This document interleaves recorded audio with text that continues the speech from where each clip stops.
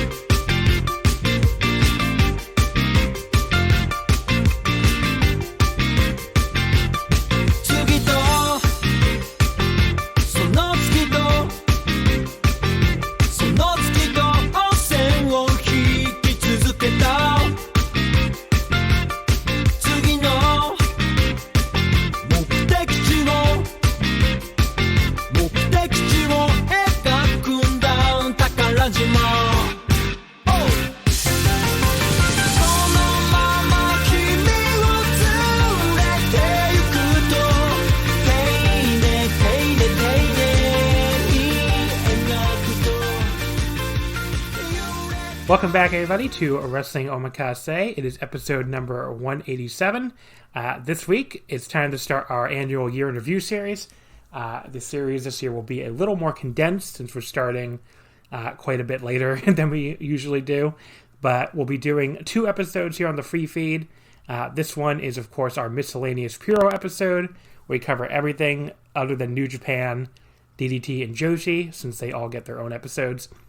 Next week on the free feed, we have a big stacked New Japan episode with Joe and Rich from the VOW flagship and Joel and Damon from Super J-Cast. That's already been recorded, so I can tell you that it was a great episode, and you'll definitely want to tune back in next week for that. So that'll also be on the free feed. And then the other 2 episodes, DDT and Joshi, will both be on the Omakase Patreon. So definitely check that out at patreon.com/Wrestling Omakase. I'll go through some of the other stuff on there in a little bit after I introduce my guests, but the other 2 year interview episodes will be on the Patreon this year. Of course, the year interview episodes, we do these every year, basically just cover, what the year was like for the promotions that we're talking about in that episode, and then we go through award picks for the promotions we're talking about, plus we answer some of your questions. Pretty simple, I think, but if you're a first-timer, I did want to explain that. Obviously, the year 2020 sucked in a billion different ways, but, I still want to talk about the best and worst of what wrestling had to offer in that year. You may notice this year we're not doing WWE because I didn't watch it. That's pretty much all it comes down to. We've done it every other year, I think, but, I watched, 2 hours total of it after February, so, I couldn't do Empty Arena WWE. And I still ask people if they want to do it, and the answer I got was pretty much no. So I don't think anyone watched it this year, so or no one connected to Voices of Wrestling. So that's why there's no WWE year interview this episode this year. I know that might be disappointing to some of you because I've heard that those episodes are pretty funny to listen to, I guess, but in the past few years. But yeah, we didn't do one this year. There's also no AEW/ROH episode like there was last year. Mostly just because I didn't want to talk about AEW. There's really no other good reason. I did watch plenty of it. Just people get very mad online if you bury AEW, and it would be more of a burial than positive because I didn't love a lot of their year other than a few matches here or there. So, I just didn't feel up to doing it. So there's really no other good reason. I just didn't feel like doing it. But we're sticking to Japan this year with the year in review. And we're kicking it off here with a great panel to talk about basically every Japanese men's promotion under the New Japan and DDT. So we start out here with Paul. All three of these are Voice of Wrestling contributors. But hello, Paul. What's up? Hello, John. I'm coming to you from my beautiful stopover in Germany at the moment before I head down to the Mediterranean to enjoy the sun of Rome. So next time I'll be on Omakase, I'll be coming to you probably from like a beach or like a Roman terrace drinking a glass of wine. Is that like is that the stereotype of Italy? It's all beaches? More or less, it's either that or it's like you're in some like ancient villa, like looking over the hills, drinking some like old wine or something like that. At least that's how I imagine it. I can report to you if that's accurate or not. So you've never been to Italy? No, I have been to Italy. I've actually been to Italy this year. It was actually my last vacation. I went to Naples in January, and it was pretty much like that. But now I'll see if it's actually like that if you live there. Gotcha. Welcome back to the show, Paul. Also here is Gerard. Hello, Gerard. Hi, John. Despite being falsely accused by you as the imposter in Among Us and subsequently ejected, I decided to be magnanimous and come on the show this week.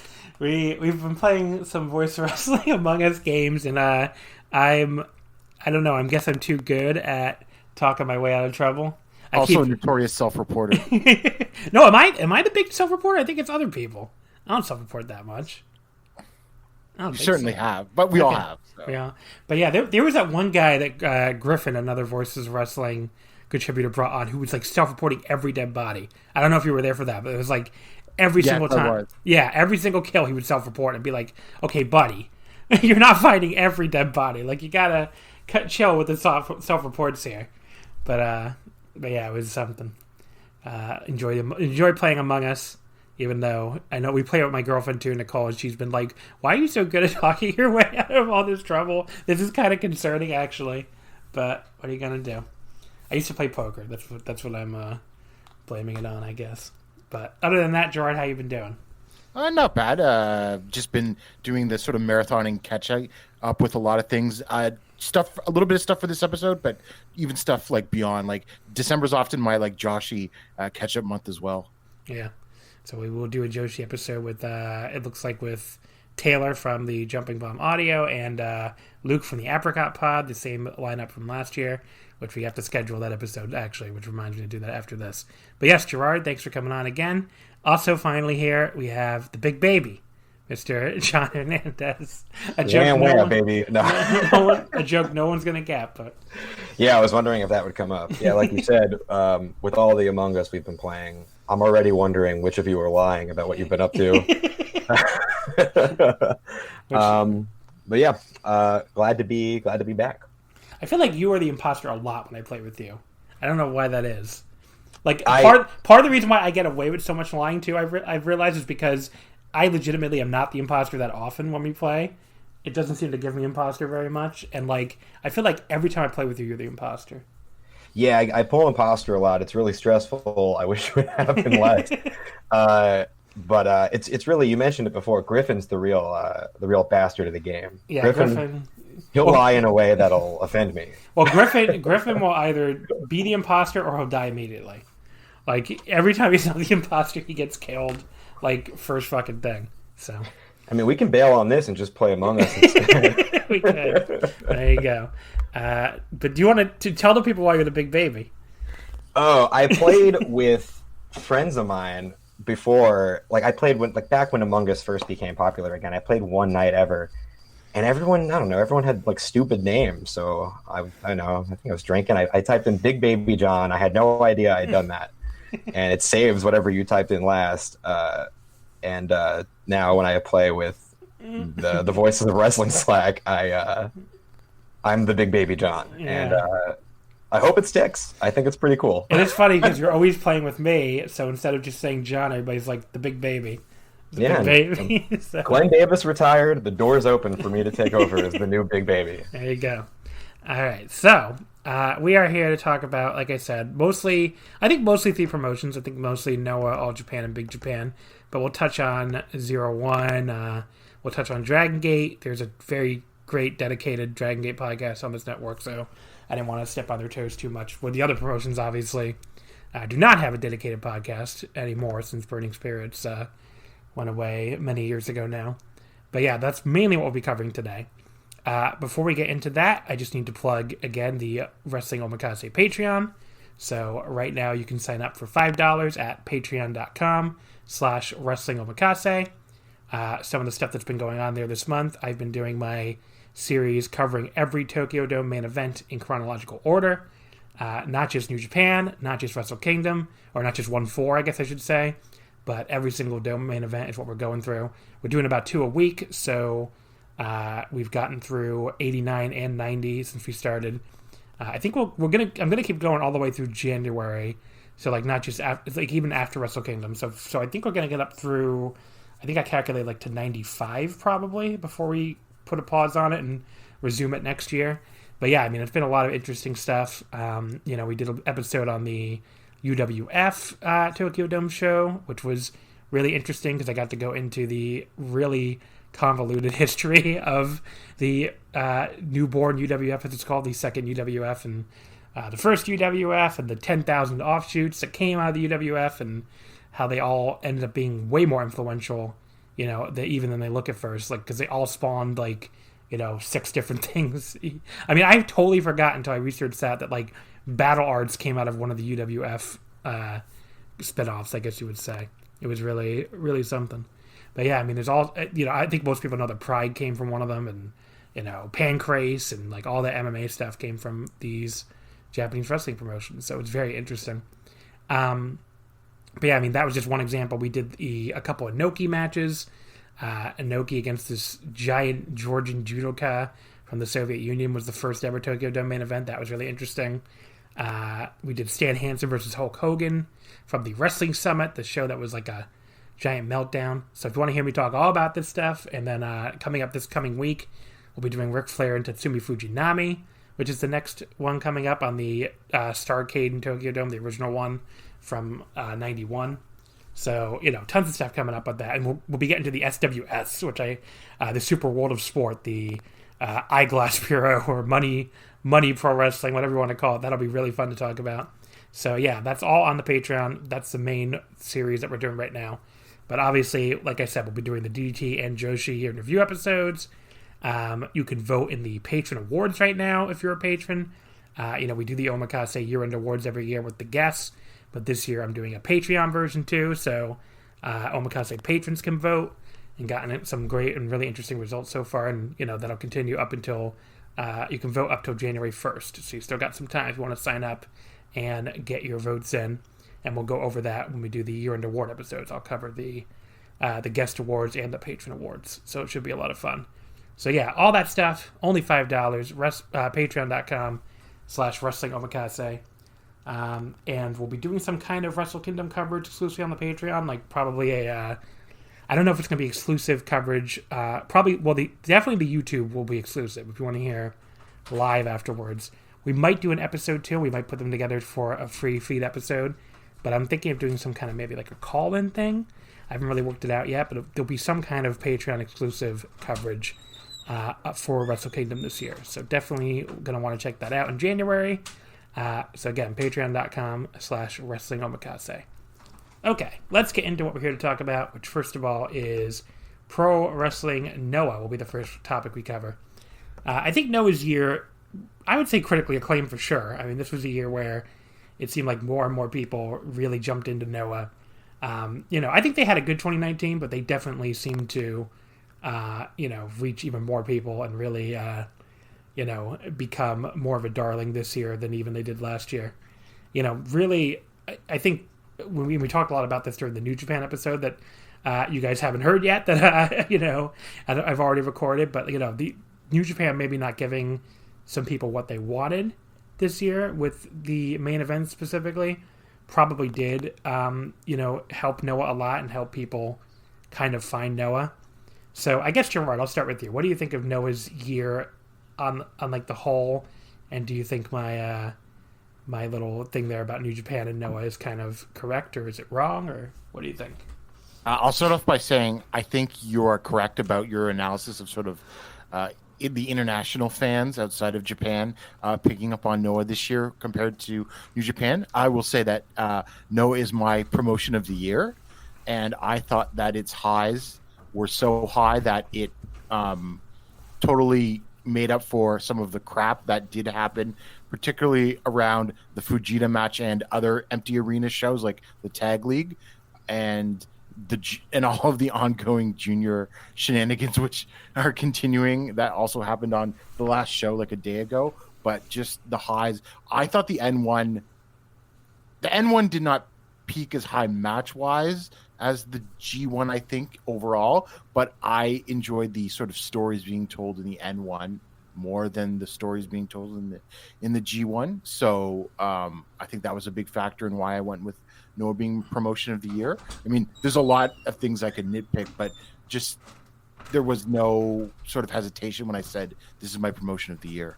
Yeah, to me, it's the M1 was definitely for sure the second best tournament, I think, of the three. Like I still enjoyed the G1 more, but the N1 was a very good tournament with some really outstanding matches, and I thought a really, really outstanding final, but I seem to be higher on the final than a lot of people even. Whereas the G1, I had more matches with higher ratings and stuff, so I did think it was a better tournament overall, but it probably also helped that the M1 just wasn't nearly as long, as the G1, which just made it a much easier tournament for people to watch and keep up with. Paul, do you have any thoughts, I guess, on Noah's year as a whole, and where do you think the New Japan stuff affected it as well, with people finding it in the West? Yeah, I think that definitely has been affected, because I think Noah really kind of started to explode kind of around N1 time, when like New Japan kind of had come back and people were kind of a bit turned off by the evil stuff. I mean, like even before all of that, like my idea was like to actually like start off like regular like Noah coverage for like Voice of Wrestling as well. Actually, in theory, my first idea was to kind of start it with the Tag League, but then let's just say Tag League probably wouldn't have been a good way to start covering Noah, and it actually kind of turned me off the promotion, at least for a little bit, until they like got me right back like a little later. But yeah, I think like the N1 was tremendous, and like to me, obviously, like the G1 had a lot more great matches, kind of volume-wise, simply because there were more people in there, and the average talent level in New Japan is higher than in Noah. But I also enjoyed the N1 a lot more than I did the G1 overall, simply because I felt it was a much more compact tournament, which I think really helped my enjoyment of the tournament as well. And then obviously like the top of the card stuff in Noah was just so tremendous that like I think it's undeniable that it was like one of the top promotions in Japan and the world in 2020. John, anything to add on this topic? I think it's a big case of timing with Noah, and just as all the evil stuff that people were really divided on was happening, people start catching wind of the Shiozaki run. And I also think they benefit from like this top tier main event stuff they have been churning out that really makes people, like Gerard kind of touched on this, that really makes people forget some of their shortcomings. And I think like, even if you look at the empty arena stuff, like I think like Paul brought up the Tag League. It's a great example that I think the empty arena stuff they did was pretty dreadful for the most part. But when you look back at their empty arena part of the year, you're just going to think of Shiozaki and Fujita. And to a lot of people, that's a positive. Not everybody. But I don't know. I think big case of timing. I think sometimes we overblow just how good Noah's been below the main event. But I have enjoyed Noah a great deal. I agree. And I'm glad you brought that up, because I think this topic came up a little bit during the New Japan one too, which I shouldn't keep saying stuff that came up on an episode people haven't heard yet. But basically what we were saying on that episode was, even if you're not enjoying the main events in New Japan, the overall quality of the roster and the quality of the undercards, keep you interested and keep the promotion. I think still the best promotion in 2020 was New Japan. Noah is almost the inverse of that, where the heavyweight title stuff in Noah, especially with Go Shiozaki's, reign that kicked off on January 4th in a match that, I thought was almost as good as the Okada Naito match, and was better than anything else in the 2 nights of Wrestle Kingdom, the Go Shiozaki Kaito Kiyomiya main event from January 4th. That was a 4 3/4 star match for me. That was an incredible match that just kicked off an incredible year for Noah for as far as the Go Shiozaki title reign goes. And I totally agree that makes up for, some of these undercards are really here's an 8-man tag with, old people in it, or, here's the latest edition of the Noah Jr. mess that doesn't really make any sense or isn't very easy to follow. And, these undercards to me are not very good a lot of the time, or at best they're, fine. But the main events are, so overwhelming that, or, so overwhelmingly good that it really goes a long way to, cover up for that. It's almost very Attitude Era WWF, not even 99 obviously, which sucked, but 98 where you'd have these awesome Steve Austin and Mick Foley matches that were so fucking great at the end of the night, and then you're wait, didn't the rest of this card suck really bad? But not to that extreme though. I'm going to push back a little because, so the junior stuff with the constant turns is stupid bullshit.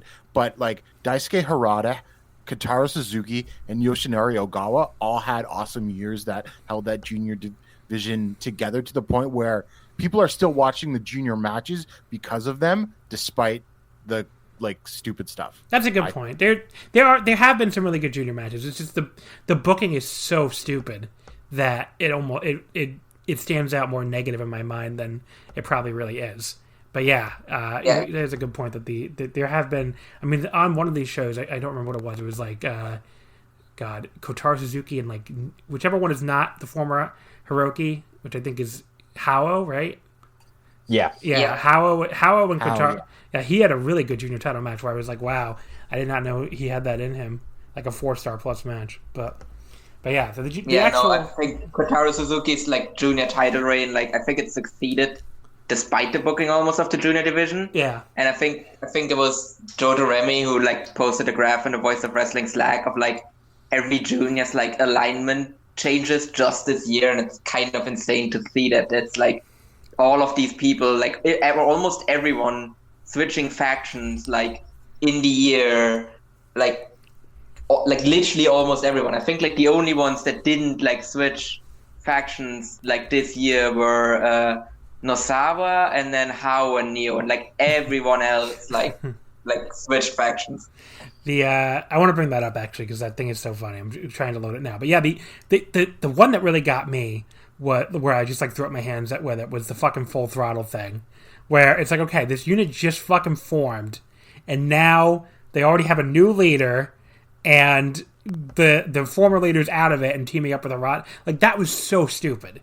That, to me, was the dumbest one they did. Because I'm what was the point of this unit if you're going to just immediately break them up and, have the leader leave and install a new leader? Why don't you just wait until Yohei was ready to turn on them to form Full Throttle then? I don't understand. But I'm telling you, it's even worse than that. They had a match series to determine the leader of Full Throttle, which Kotoge won, and then he immediately gets kicked out 2 weeks later. Well, there you go. I'm telling you, the junior division in Noah is the Finnegan's Wake of pro wrestling. You're not supposed to understand it. If anyone says they understand it, I assume they're lying. It's a bunch of names thrown in a hat and tossed out at random. I have no idea what's happening. I mean, it's not it's, I don't know, it's a weird thing where it's part of me likes it because it's so stupid. There that one segment, the Full Throttle turn segment, and then every goddamn junior running out and beating each other up was almost funny bad to me. It's just I don't know what's happening here. A lot of things are happening here, but sure, whatever. It doesn't piss me off the way WWE booking does, but it definitely is objectively stupid. I think it's you can't call it good, but I don't know if anyone has any other thoughts on the Noah Juniors while I desperately try to find the image here because it's so funny. It doesn't even make any sense because I thought a couple shows ago Harada had joined Segura Gun because for no reason Nosawa came out to help him because he was being attacked by I think Full Throttle. I can't even remember now. His stablemates or Kotoge didn't come to save him. It was Nosawa. So I was wait, is Harada in Segura now, which is just to say like how confusing the booking is. Yeah, I don't know. I always say they should have a chart at the bottom of the screen during the junior division matches, and the different wrestlers' heads should just move between factions as each match is happening. Let's see. Maybe I found it. Okay, so let's say. So Shoujo Rebi, who has been on the show many times, obviously. So Neo and Hao, like you said, they started the year in Congo. They're in Congo the whole time. Tadasuke starts in Ratels, leaves Ratels in August for Congo, and he stayed there the rest of the year. Hayata starts in Ratels, leaves for Stinger in June, stayed there the rest of the year. Those are kind of simple. Yohei starts in Rattel. He's in nothing until September. He's in that... There was like a period for like 3 months where they said they were breaking up Ratels, and then they all teamed together still. And I was like, well, what the fuck is the point of breaking up Ratels then if you're just going to continue teaming for like 3 months afterwards?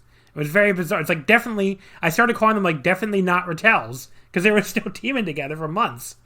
But yeah, so then Yohei joins Full Throttle, and then Harada goes back to Momo no Seishin, to reforms the team with Kotoge in September. Kotoge, though, starts the year in Stinger, leaves for Full Throttle in May, then goes back to form the Momo no Seishun tag with Harada in September. So he made 3 turns in the calendar year.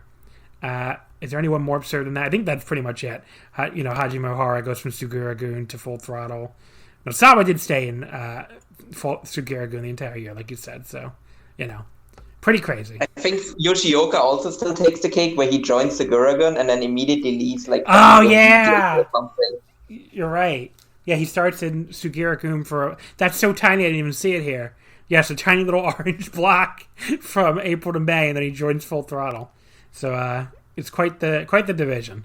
I think Kotaro Suzuki's in 3 different factions in one match on this on the show with Go and Sugiura. At the end of the match, 3 turns happen all at once that all happen around Suzuki, I think. Okay.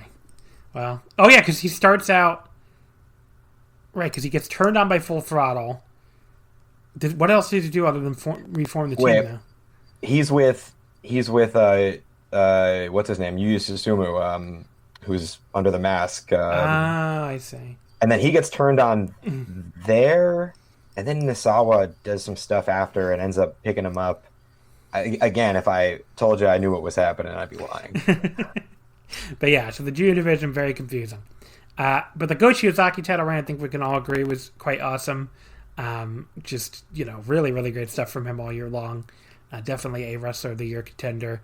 And he got recognized by Tokyo Sports, even though they're not going to give the Wrestler of the Year to a Noah guy at this stage, which is, Noah's... Anyone expecting that?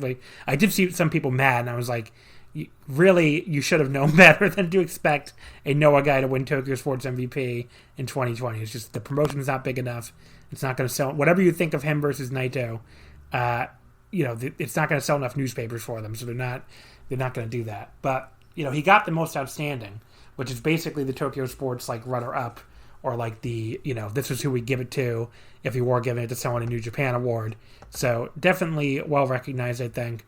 And I think most people who follow Noah would tell you that he had a pretty incredible title reign. I did think, the most critical I can be, I guess, is I thought those last 2 matches he had were maybe a little overrated. He went 4.5 on the Nakajima match and only 4.25 on the Sugiura match, and that seems to be lower than most people. But I did watch them weeks later and already spoiled, so it's always hard to tell. Almost a month later in the case of the Nakajima match, so it's always hard to tell if maybe I would have liked them more in real time. But yeah, anyone? I guess Gerard, what thoughts do you have on Go Shiozaki's year? He's my MVP, despite the fact that I voted for Fujita versus Go as worst match of the year. That's how much I love the rest of his reign. It was really, really good. What about his empty arena stuff? Because other than the Fujita match, because he did have a few defenses empty arena, right? With he won against Akitoshi Saito, right? Which was okay. It wasn't offensive or anything, even though Saito is pretty washed up at this point. Yeah, it was fine. John, any other thoughts on Go Shiozaki's year? Shiozaki's not my top in-ring guy in Noah this year, but I think you got to give. I love that title reign, even when I don't like the matches. I think like the approach they took with him in the empty arena to have the Saito match and that Vegeta match was like super interesting, even if I never want to see those matches again. And I think like as a whole, he's what ended up drawing people in. So I have Nakajima above him as far as like a match by match thing, but I can't give that reign enough credit. Like I won't. I'm going to think about that title reign for a while. Paul, what do you think about Go Shiozaki's year? Yeah, I think it was tremendous. I think he's finally fulfilling the promise that like people saw with him when he started off his career. Like this is finally like the guy that like everyone thought Go Shiozaki could be. So it's like I'm happy to see that he like finally puts it all together. And I think what I find interesting is like obviously he had like a really good like late surge as well and everything. I reveal later whether or not he was my wrestler of the year or not, but he's definitely a good candidate for it. But what I actually found interesting about the Fujita versus Go match, like I'm not a huge fan of it either, but I also went in spoiled, and I can kind of see where like people that watched it live that weren't expecting what happened at the start of the match probably liked it a lot more than people that did know that. But what I found really interesting is that like at least according to Hisame, who runs the NOAH English Twitter account, she said that the Go Fujita match only came in one vote behind Naito and Okada in the Tokyo Sports Award. Wow. Like I don't know like how like because there's a lot of kayfabe with those awards, but that's really interesting. Like if that's true, like that match almost beat Naito Okada. Like that shows me that match also found a lot of fans like in Japan as well. Yeah, that's pretty crazy. I mean, I was one of the people that really loved that match, but I totally agree with you that if you were like I was watching it live, famously I think I've told the story a few times, but that was actually like when I had COVID-19, and you know I was like just starting to recover from like my most serious portion of the illness. So like I'm sitting at my bed, sweating obviously because you're sweating out the illness and just like feeling like crap, but slowly starting to feel better. And that match and everything that happened, when I think about it, it feels like a fever dream, like quite literally, because I know I had a fever. And, sitting through it and like watching these two guys stare at each other, it's like one of these memories, and like watching Twitter react to it and everything, it's one of these memories that I'll remember probably for the rest of my life, because it was just such a bizarre moment. And it helps. I really thought the match, once he started wrestling, was awesome. I mean, if they had just stared at each other for a half hour and then done nothing, it would have been, much worse, I think. But, just living through that, I think, and not knowing it was going to happen and not knowing how long it was going to go on for as you're watching it, I think is a huge part of that, even if you weren't, like, sweating out a novel virus at the time like I was. But yeah, I just wanted to say, that match live, like, I can't, objectively, I don't think I liked the match, but as I can't say I guess can't really say I disliked the match, because watching it live, I had like Discord, Slack, and Twitter open, like I was in like a lab, just like watching all these. I won't forget that night anytime soon. I had a great time talking about that match, at least. But yeah, so the other thing I want to mention with Go, I mean, in my head, I feel like I think he's older than he is, because he's been, sort of on top for so long. I mean, he was, basically earmarked as a future star in NOAH, like towards the end of the peak period of NOAH. Like, he debuted in what was it, 2004. So you're talking about like, still right in the middle of the peak of NOAH. But I think of him as being older than he is. He's 38 years old, which isn't young, but he's the exact same age as Naito, which I definitely don't think of the two of them. Like in my head, they're not the same age, but I mean, they're both, both the major champions in Japan this year. They're both the same age, even though to me Go feels older for whatever reason. So he's a guy that, like, maybe he was a very late bloomer, I guess, because like you guys were saying, he never quite grew into the ace role in prior attempts in NOAH or All Japan. But this year he really came into his own, and hopefully he'll be able to keep wrestling at a very high level, because I mean, man, if we're going to talk about All Japan in a sec here, and the big advantage NOAH has on All Japan right now is, well, they have a bunch actually when it comes to like financial power and all that, but like Noah has multiple guys that feel like they can be the guy. Like whereas all Japan obviously only really has Kento. So it is a big help to Noah. Like they have Go and Kaito, and then the older generation with like Sugera. So it's just a very much more depth there. I just want to say though, with Go, I know some people kind of see him as a late bloomer, and I suppose there's a certain level of that. But the guy got dealt a shitty hand and bad timing because he wins the GHC title for the first time. A couple weeks after Misawa died. Because they panicked and Akiyama had to vacate the title due to injury. And so they put it on him and everything like that. So I wouldn't book it.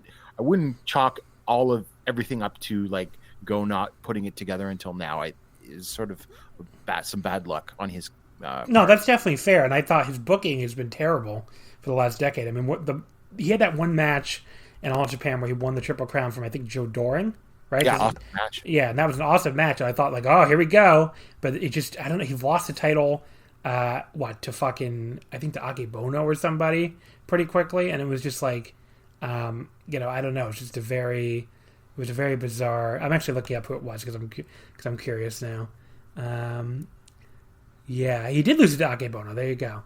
But yeah, this is like, it was a very, very bizarre title reign. Like, what you have him beat Doring in January and feel like you're going to be the big star, and then May you have him lose to Akebono. It's just, it was just not a good title reign at all. And like, that title reign back in I think was 2014. Definitely, or no, 2015. I'm sorry. Definitely was not helpful to him at all. And he just never, after that, he went back to Noah, and, it just took them a while, I guess, to get comfortable with him as a top guy again after, he had left the company. So, yeah, I do think a lot of it isn't, like you said, is kind of out of his hands. Oh, sorry, go ahead, Paul. No, it's actually, sorry, I think you were going to ask if we have anything else for Noah? Yeah, exactly, yeah. Yeah, because I think that's one thing I really want to bring up as well, which I kind of realized when I was like thinking about like the Noah year in preparation for this, is I realized like how well of a job they've done building the national title as well. Like it's actually similar to like the way New Japan managed to like build the IC title back in the day, where like it actually genuinely like feels like it's not like a secondary belt. It actually feels like a genuine like 1B to like the GHC heavyweight like 1A. Well, that's 60. Like, that's 60. Whoever is like that 60-minute draw helped a lot too, I think, because you had the heavyweight versus national, and they go to the draw, and then neither one beats the other. Yeah, exactly. Like that. Like it really feels like it's a proper belt that can like draw on like a secondary show, and like that's because like all the people that have held that belt so far, like they're all former like GHC heavyweight champions, and I think that really helps like build the credibility for the belt as well, and that they're all taking it seriously as well.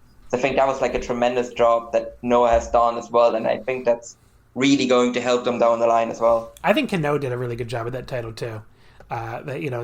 He's a guy that I think is kind of divisive to some people, but I've always really liked him, and I thought he had some really good matches with that title, and as a former heavyweight champion, he has that some of that credibility to bring to it. I thought he did a good job in the back half of the year with that title. Okay, so any final thoughts, John, on Noah before we move on? No, I just really want to double down on that national, because the national championship thing. I'm actually looking now. There's only one national championship match that they've had so far that isn't a total fucking banger, and it is weirdly the Minoru Tanaka one. All the rest of these matches kicked ass. It's a great belt. Gerard, any final Noah thoughts? Yeah, I was gonna talk about they're not so young, and this is what I was gonna get at. Kinya Okada and Yoshiki Inamura. I didn't realize how old they sort of are. They're both 28. And they both only sort of debuted 2 years ago. To put that in perspective, someone we're probably going to talk about next is Yuma Aoyagi, and he's only 25. So I think in 2021, you got to start getting the ball rolling, especially given this company had like not a lot of young guys for a long time. 2021, you really got to start getting the ball rolling on Okada and Inamura. And I think they kind of did, though, Inamura, didn't they? Pardon? They kind of did with Inamura. Well, yeah, I mean, like he did the job in the tag title match yesterday or whatever. But he looked pretty good. I mean, he got a lot of offense against Segura, but I would just say I hope both of those get some elevation in 2021. Yeah, I mean, Inamura to me, like the him leaving Congo and joining up with Kaito, to me was like the start of him getting his push, I thought. But like you say, he did take the pin yesterday. But yeah, there's our Noah talk. Let's move over to All Japan. All Japan had a 2020 that I can best describe as not good, bad, not very great at all.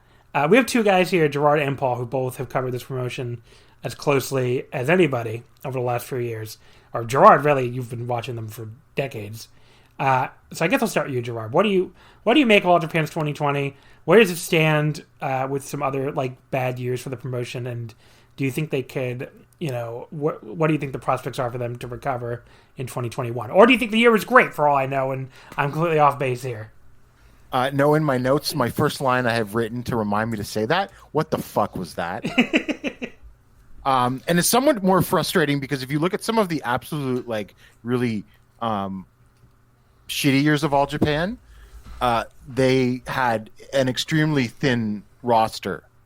Whereas, like, you can put together a pretty good show with the people that they have now. So I think, to me, it makes it a little more frustrating than some of the absolute... And I would say even though... And, like, 2001 sort of sans the Muto and New Japan invasion stuff. And even 2002 when Muto takes over, those aren't very good years. And I would say in-ring they were worse than this year. But the rosters were not... Like, All Japan's roster's not super deep, but they were even less deep then. And so I think it is more frustrating to see what they could do with what they have now, and they're not. I mean, when it comes to like trying to figure out what exactly is going on backstage in a Japanese promotion, no one is ever, I think, 100% correct. You don't have the sort of newsletter coverage that you would, being like, who's booking, what crappy idea did Bruce Pritchard come up with this week on Raw or something like that, right? So, but obviously I think most of the idea is Shuji Ishikawa took over, and then now Tajiri is in there, but maybe Shuji still is. And there are certain starts and stops of booking and reversals throughout the whole year. Although I will defend the company, and this is sort of funny. The Ashino versus Suwama Triple Crown match happens on June 30th. So I really compartmentalize the year into like the first half and the second half. I will defend the first half, but the second half is when things get really all over the place and a bit of a total mess. Yeah, so I mean, the Shuji Ishikawa thing is great to bring up because he, Jun Akiyama steps down really right at the end of the year, right? Is that when Jun stepped down? Like he announced he was going October 2019. Yeah, so he announced he was going to step down in October, but he actually stepped down in January, I think. But I don't. Either way, and obviously they lose Akiyama this year completely, which people. I don't know if people saw that coming or not. Gerard, did you think that was going to happen when he stepped down? He ended up going to DDT. Well, I kind of saw it coming when we started getting the rumbles of Akiyama's going to the Performance Center in Orlando. Yeah, because that was what got announced first, and then COVID hit, and then he went to DDT. Yeah. So he ended up going there as like his new thing. I mean, it was clear he did not want to stay in an All Japan where he didn't have power anymore. So I guess you can't really blame him. But you definitely felt his absence, that is for sure. Paul, I guess for our other major All Japan correspondent, what do you think about All Japan's 2020, and what do you think isn't fixable in 2021? Yeah. So, first of all, let me say that I think the year more or less sucked. Like, All Japan has been like my promotion of the year, like in the past couple of years, and I can already tell you it's not going to be the case this year. But let me just play at least a little bit like devil's advocate for the promotion. Like, I think they, out of everyone, like they were one of the promotions, if not even the promotion, that did the best during the no fans kind of stuff. Like, they really kind of figured out a good system to do that, and I think that was probably like, in a weird way, the hottest run of the year when they had no fans, which is a weird thing to say, but they really figured out a good way to do that. And that was also like when everyone still had hope that they might actually push Ashino and Enfant in general, and then that just all ended as like fans came back and the whole year just kind of fell into the abyss. But I don't think it's like all negative. Like, I think there's like at least like a little bit of like there are some bright spots in the promotion as well. Like, obviously Carnival was bad, but like the one thing I think that really flies under the radar is that like All Japan's junior division has actually improved a ton this year. Like, you had the Susumu reign at the start of the year, which was tremendous. And then you had the, I think Koji Iwamoto has also done pretty well as junior champion so far. And they have a lot of young talent now in that division, which is weird because not that long ago it was just Ultimo Dragon and Tajiri doing like incredibly boring, rolling around on the mat for like 15 minutes, putting everyone to sleep matches. And now you have like a ton of like exciting young, like high flyers even in that promotion, which I don't think has ever really been a thing in All Japan. Like, you have Akira Francesco, you have Atsuki Aoyagi, who I think actually is like a fringe candidate for like most improved, because just if I compare him at the start of the year where I thought he was like the weakest of the young guys, like him now at the end of the year where he's like legit like one of the like maybe like top 3 guys in the All Japan junior division. Like, I think there's actually a lot of like things to look forward to in 2021, but obviously like the heavyweight booking like is very suspect still, and maybe hopefully like if Nomura can come back and maybe they push Yuma and Kento, maybe they finally like do something good with like Kento again as well, like maybe can improve. But as long as like Suwama and like Ishikawa keep pushing themselves on top, like it's gonna be a bit shit. But like once we hopefully at some point get past that, like I think there's still hope for the promotion. What do you think, John?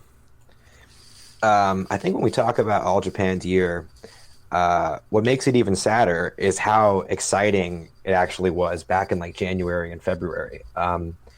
They start with like the Lee and Kento match. That was great. It's one of my favorite Jake Lee matches I've ever seen. Yeah, that was awesome.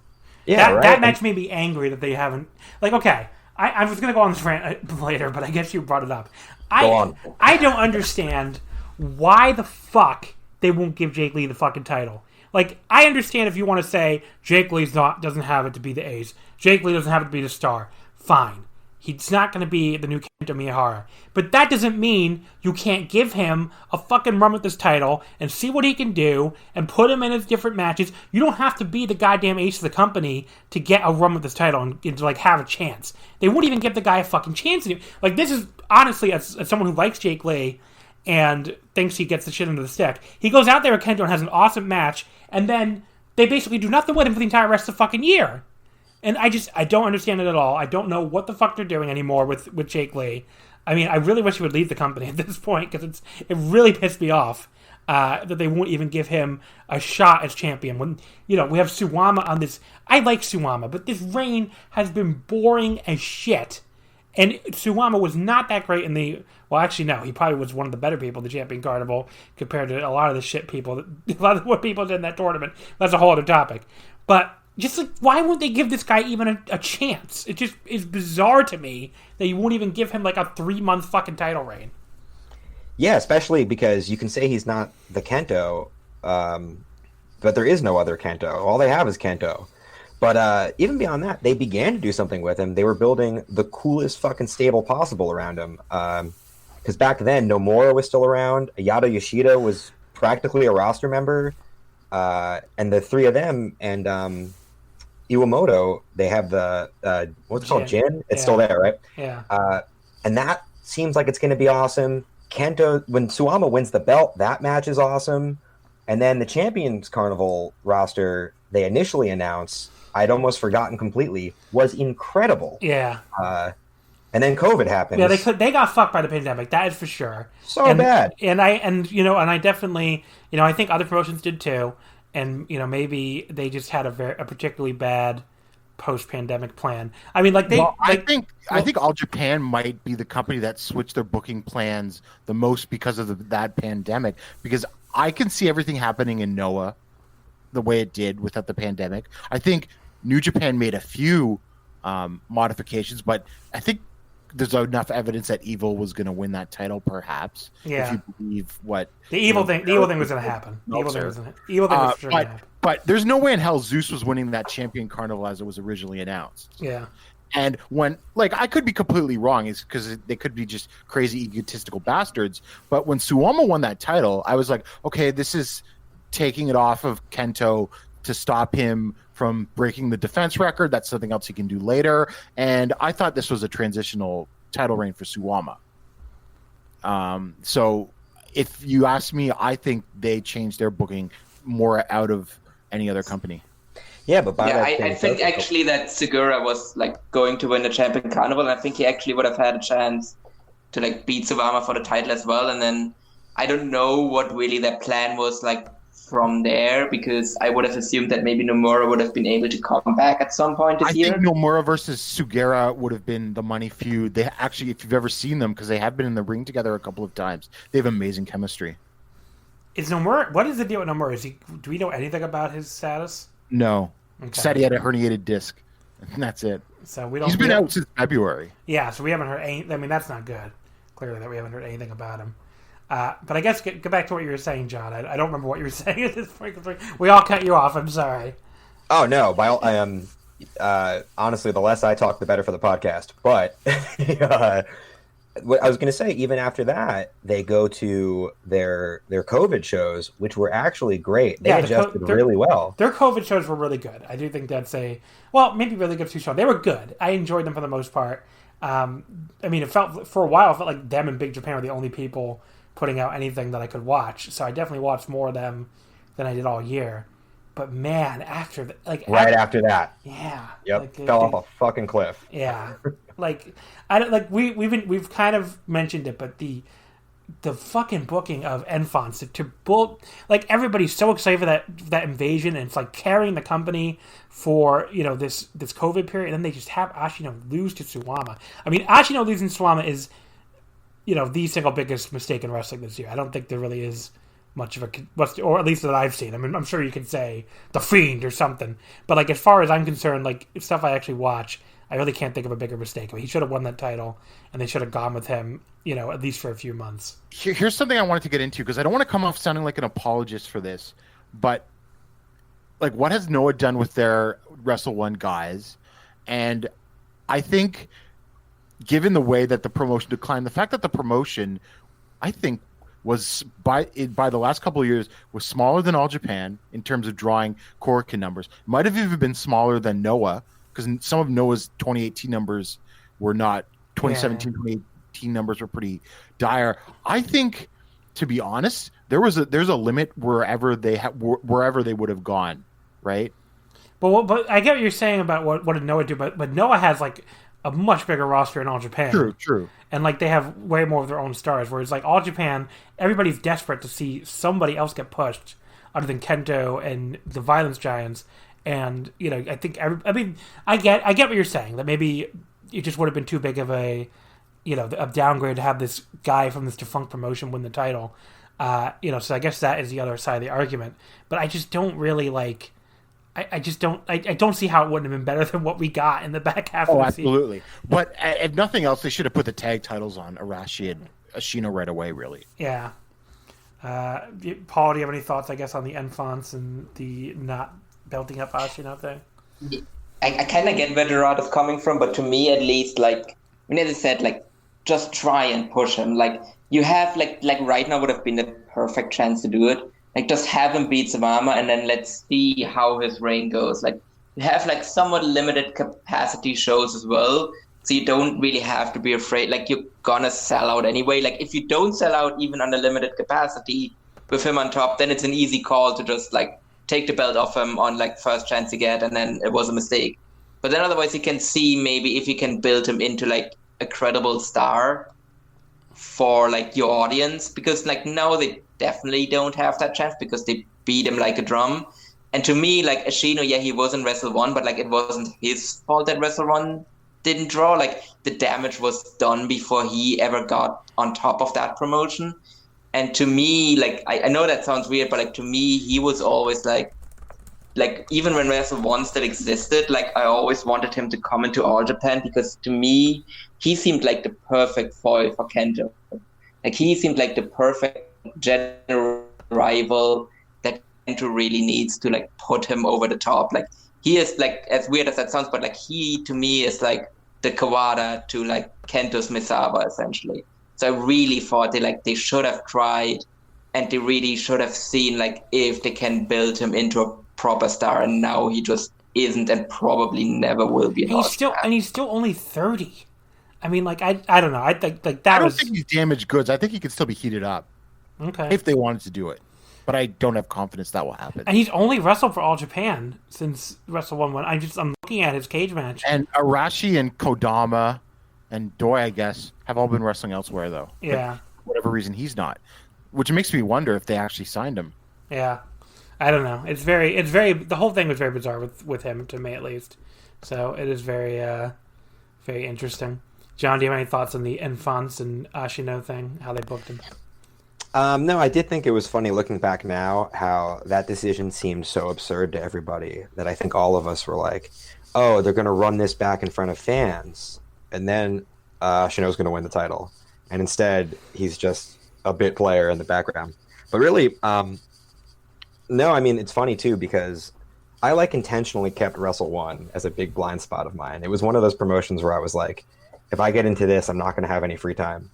So, this outpouring of Wrestle 1 talent as after they folded has been largely an introduction to a lot of them for me. Not Ashino, I'd watched a bunch of him, but not only is he's where else? Once you knock him down, I have no idea where you go.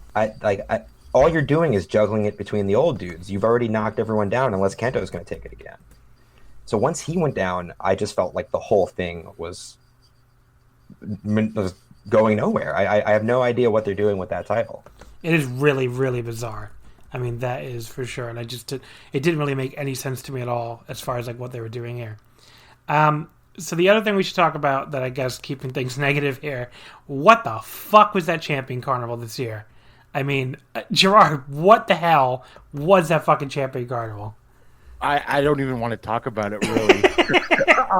It was... Well, I know what's sort of incredible is that my incredibly hot take is you could make a case that final is better than both the G1 and the N1 finals. And I thought that was the case. I like the M1 one a little bit better, but it definitely was better than the G1 final. And so, which is sort of fascinating, which is sort of gets to my point earlier is what's so frustrating about this company is that you can do this, but then you fuck everything else up. Yeah. And the the booking of that champion.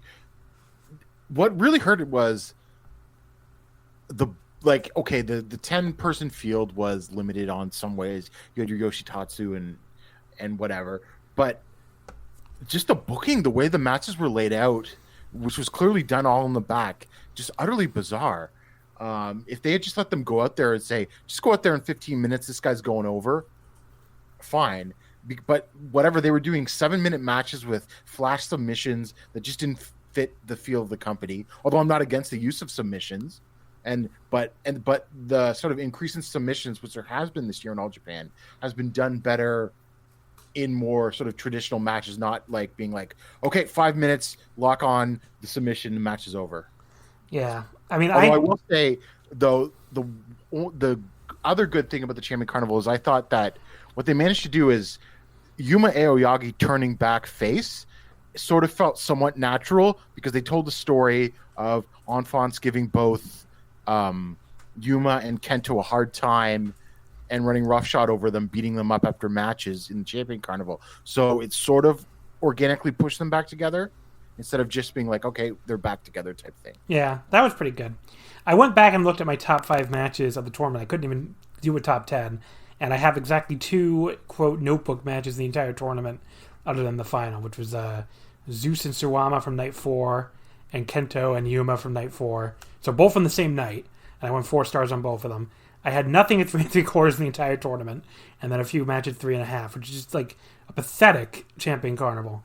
It was only 5 nights long, obviously, so you only had so much time to even do anything. But, it was just I'm looking through my notes, the amount of times I went all caps out of rage, for the semi-main event of the final night, which was Zeus and Jake Lee, I just have in caps, this tournament fucking sucks so bad. The deciding match for A block and it barely goes 10 minutes. Jake loses like a fucking dork again. I hate this tournament. So I was real happy about that. And again, the thing is, with 2018 and 2019, you can make a case that those were the second best tournaments in men's wrestling, probably. Yeah. They were really good. They were awesome. If people didn't see them, they were awesome tournaments.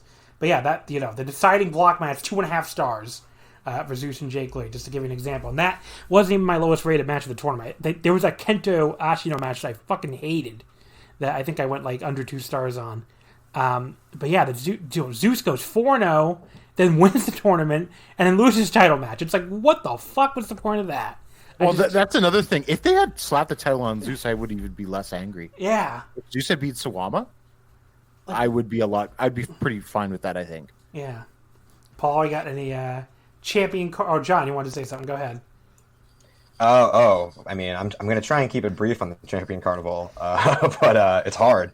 That was actually the episode I appeared on this year. Was right. Yeah. Just talking about what a fucking nightmare the Champion Carnival I was. had to cover every night of that fucking thing between the free feed and the Patreon, and it became like the struggle of my life getting through these 5 fucking shows. They were so bad.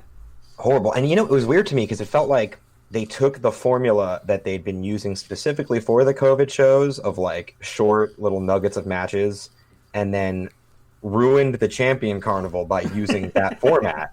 It made no sense to me. And like you guys said, like the prior 2 Champions Carnivals are amazing. It seemed like they were trying something entirely different. And it wasn't like they were short sprints. They were just like rest holds until somebody won. And then that's a great way to put it. Rest holds until someone. Well, Zeus was beating everybody with a rest hold. And the best part is that didn't even pay off. He puts that hold on in the final for 3 seconds. Why the fuck did he do that? Why did he even use the neck crank? It's and then Kento Yuma was a great match, and it felt like it got flown in from a different planet. Yeah. But yeah, Nightmare Tournament. Paul, let's complete the burial here. I mean, no one can say that this was a good tournament. Like, it was pretty bad. Like, it felt like they did Champion Carnival out of duty. Like, it's like we have to do a Champion Carnival because we do one every year. And obviously, like, the original one, like, they had planned got completely ruined. And then they felt they had to do one because they have to do a Champion Carnival every year. But no one really seemed to give a shit. Like, well, they did not want to do it. They did not. It happened at They did not want to do it. That was very clear to me. Yeah. Like, it happened at around the time when normally the Royal Road happened, and it was actually, like, it felt very similar to the way the Royal Road normally is, because, like, normally Royal Road isn't a great tournament either. Like, you get, like, 1 or 2 great matches out of every Royal Road, normally Kento matches. And, like, that's very similar to the way the Champion Carnival went this year, where, like, there were 1 or 2 great matches here, Yuma and Kento, and then the final, like, those were, like, good to great matches. And then everything else just felt like a waste of time, even though the matches were like really short. So like that's the weird thing. Every match went like 5 to 7 minutes, and it still felt like it wasted my time. I guess before we move on, let's talk. I guess really quickly, because I did not watch a single second of this, other than the final, which was pretty great. The unofficial final, I guess.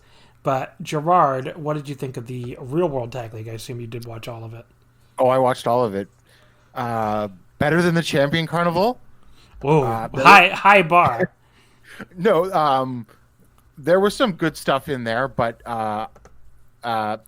2 individuals brought it down.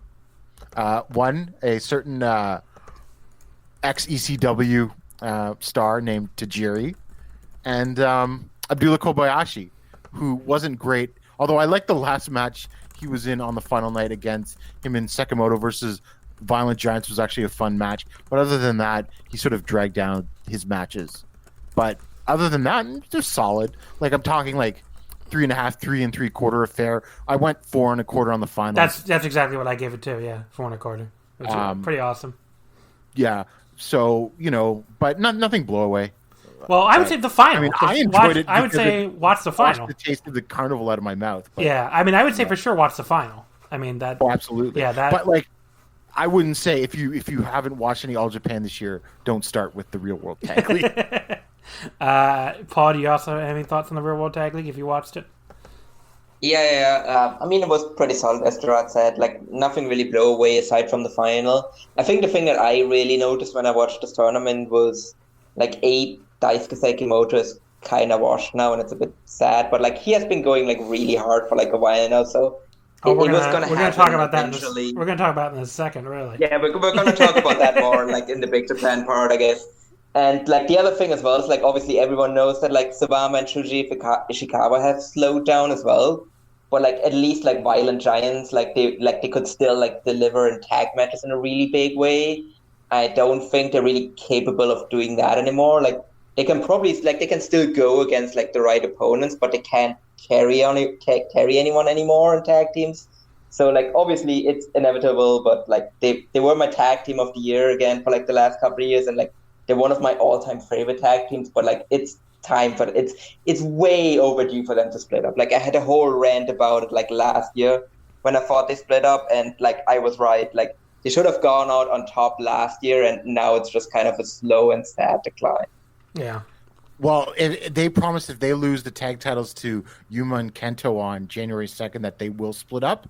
Now, if they retain those titles, then we're in for another year of what we just had, basically. Yeah, so I think that's the thing, Gerard. They said the exact same thing last year about the Real World Tag League. Like, if they're not going to win it, then they're going to break up. So I'm not confident they're not winning in January. John, did you see any of this tag league? Do you have anything to say about it? I dropped in for 2 shows. I skipped every tag league the world threw at me this year, but I did drop in for 2 shows, and I dropped in for the Crackling show in the middle of the tour, and that ruled actually. It had the Tanaka Tajiri against Yuma and Kento match where Kento gets busted open. So that being my only my only glimpse of that Team ECW squad made me think they ruled, and that had Violent Giants against Lee and Iwamoto, and that match was great too. So, and then all I had watched was the final. So to me, the Real World Tag League was fantastic. But I think it's funny talking about splitting up Violent Giants because that's the only context that Ishikawa wasn't good in anymore. So if you split that team up, we're going to have to take him out back. I don't know what the hell else you doing. I think they're teasing. I don't know if this is any improvement, but they're sort of teasing Kohei Sato working more in All Japan in 2021, and so if Violent Giants break up, I wonder if we're just getting Twin Towers again. Yeah, I mean that could be good. I like Kohei Sato, but I don't know how good it's going to be in 2021, like you were kind of saying there. Okay, so we can move off All Japan unless anyone wants to say any final thoughts. Oh yeah, a couple things. Quickly, Yuma Aoyagi was incredible in that tag league, which I should have said. And he had that great heel turn at the beginning. He actually floundered during the empty arena stuff. Didn't have anything for him to do. He put over Ishino at one point, and he actually looked good in the Carnival. But he was awesome in that tag league. Now I don't think he's going to win the Triple Crown when he's challenging Suwama next month, but I think, and I agree with you, John. They should put the title on Lee, but I'm feeling pretty high on Yuma right now. And also, second, the forbidden door of the Strong Hearts guys might have been opened. So I'm sort of excited to see what that could happen in 2021. Yeah, that'd be cool. You know, I really am so glad Gerard brought up Yuma because Yuma has been fantastic. And I know some people, I think, weren't into him getting back with Kento, but I think he did all he was really going to do as a heel.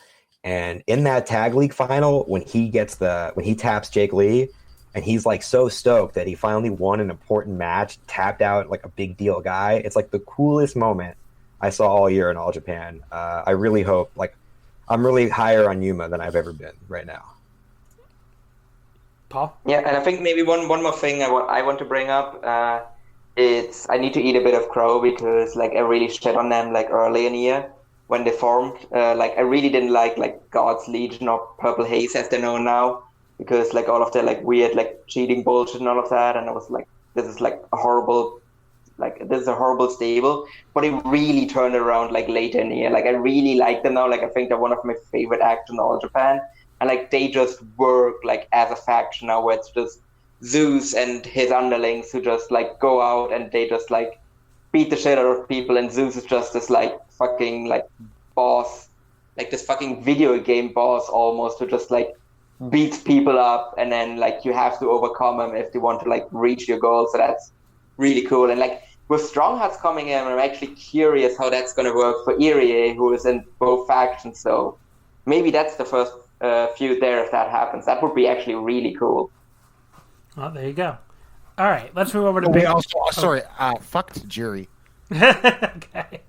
Yeah, fuck the I had to jury. get that in. Yeah. Okay. Fuck the jury. I'm with that. There you go. Let's move over to Big Japan. So I didn't see a ton of them this year, especially after the empty arena stuff. So I'll be relying mostly on you guys, I guess. I mean, the empty arena stuff was pretty fun when for as far as that could go. For a while they were like the last promotion in Japan running shows with fans for a little while in March when like everybody else was shutting down. They were like, nope, we're gonna go until somebody makes a stop. And I guess somebody finally did make them stop. In early April, because the last show they ran was a Strong Climb show in Hokkaido on April 5th, which is obviously far after most other companies have stopped running shows in front of fans. They came back on the 25th and 26th of April with the 2AW Square shows, the empty arena, and that had the Strong Climb final with Daichi Hashimoto, who's already the Strong champion, winning the Strong Climb over Quiet Storm. But yeah, Daichi, for a while, people were kind of ironically / jokingly bringing him up as a Wrestler of the Year candidate when nothing else was happening. He had an interesting first half of the year for sure. I don't know what he's done since he lost the title finally, but I guess I'll start with you, Gerard. What do you think of Daichi / Big Japan? I guess I don't know where I'm going with that. Anything I just talked about you want to bring up? No, Gerard? Oh, sorry, you broke up there. I was just saying, if you want to bring up anything with Daichi / Daichi's year / Big Japan's year, especially through the pandemic stuff. Yeah, Daichi clicked this year. I really liked his stuff. Except for I thought it's already sort of been hinted at. His match against Sakamoto wasn't so great. But other than that, I really dug the rest of his stuff. I had a lot of fun with Big Japan. It didn't really hit that many highs, and I thought the deathmatch division was pretty weak. Minoru Fujita is washed and just so annoying and slow. But the strong division and the improvement of the junior division and the tag division, now that the astronauts got the tag titles, it's just a fun promotion. And so if and the shows are generally what gets aired on Samurai is 2 hours mostly, except for a really big show like those final Yokohama Bunka gym shows. So it's an easy 2-hour watch, and it's just a lot of fun. There was some show I watched of theirs that I hated, and I think that might have been the last when I gave up on them for a while. Maybe it was the Yokohama. John, you want to talk one of them with me? Am I going crazy? No. Okay. We only talked during the tournaments. Okay. Maybe there was some show that I Yokohama was. Was it last year's Sumo Hall? Because that had some dire stuff. No, I don't think it was. Maybe it was this last Buntai Goodbye Yokohama show that didn't. It looked like it had a 6-man tag main event, and I don't know.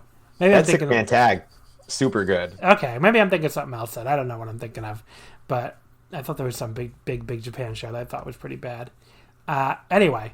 But there's stuff where they had nothing going on, during, or where there was nothing else going on. I mean, in wrestling during the shutdown period, that stuff was pretty fun from Big Japan. I thought Daichi was pretty damn good during that whole period.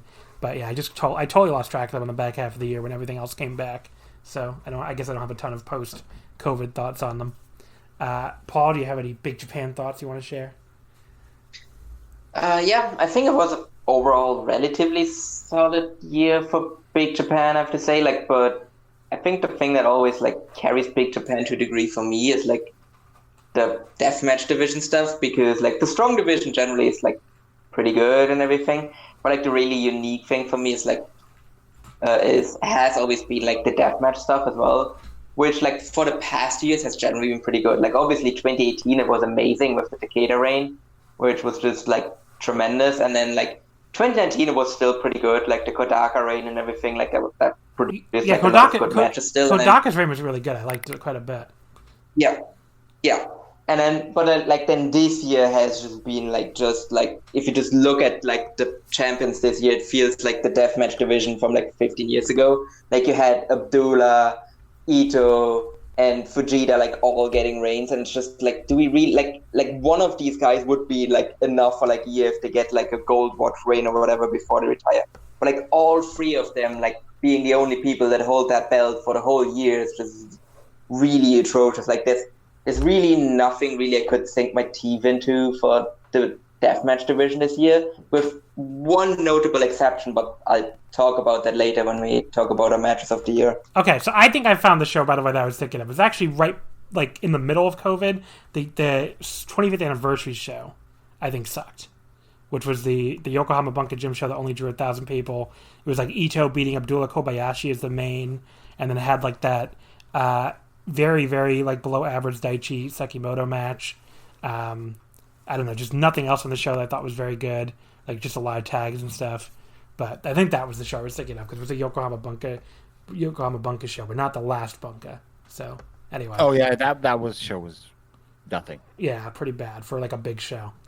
So I think that's what I was thinking of, which was back on March 16th. As a business owner, you eventually realize you can't do everything yourself. But hiring is complicated. And what if you only need part-time help?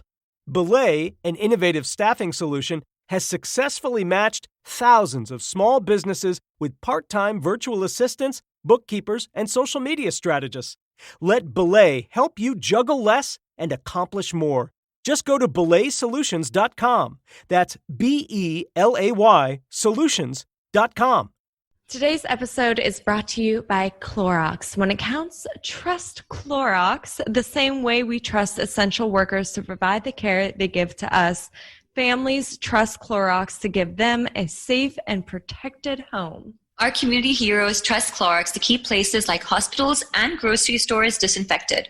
So I know I too can trust Clorox to provide my home with a safe environment at home we can all enjoy. So I have a story for you, Amanda. With Clorox, there's one thing I definitely use it for every single time before I step into my vanity van. I love the entire place disinfected because that's where I keep my makeup. That's where I get ready. That's where my clothes are. That's sometimes where I take a nap as well.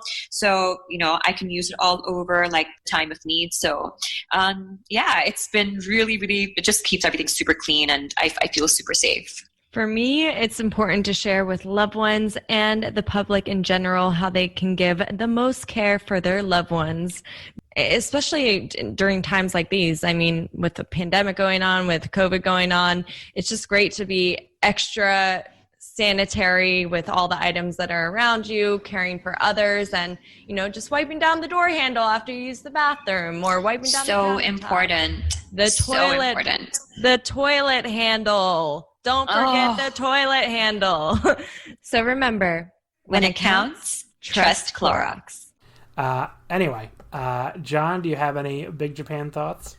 Yeah, I thought Big Japan ruled this year. There wasn't a lot of like unforgettable, super high-end stuff going on. And the deathmatch title is definitely a low point. But I hope I'm not spoiling what Paul's going to say later. There was one great aspect of their deathmatch division, and it was the Toshiyuki Sakuda, Yuki Ishikawa team, who not only kicked ass all year, but they kept the no fans shows afloat. They were the best part of those shows for sure, and it's a shame that Sakuda's gone, because now that deathmatch division is just a total nightmare again. What happened to Sakuda? I don't know. He bailed. He said he's going to be a free agent. He's still doing freedom stuff. But I don't know. But yeah, Daiichi's reign all year has been great. I'll talk about him more later, but Yuya Aoki is one of the best wrestlers of the year in any promotion.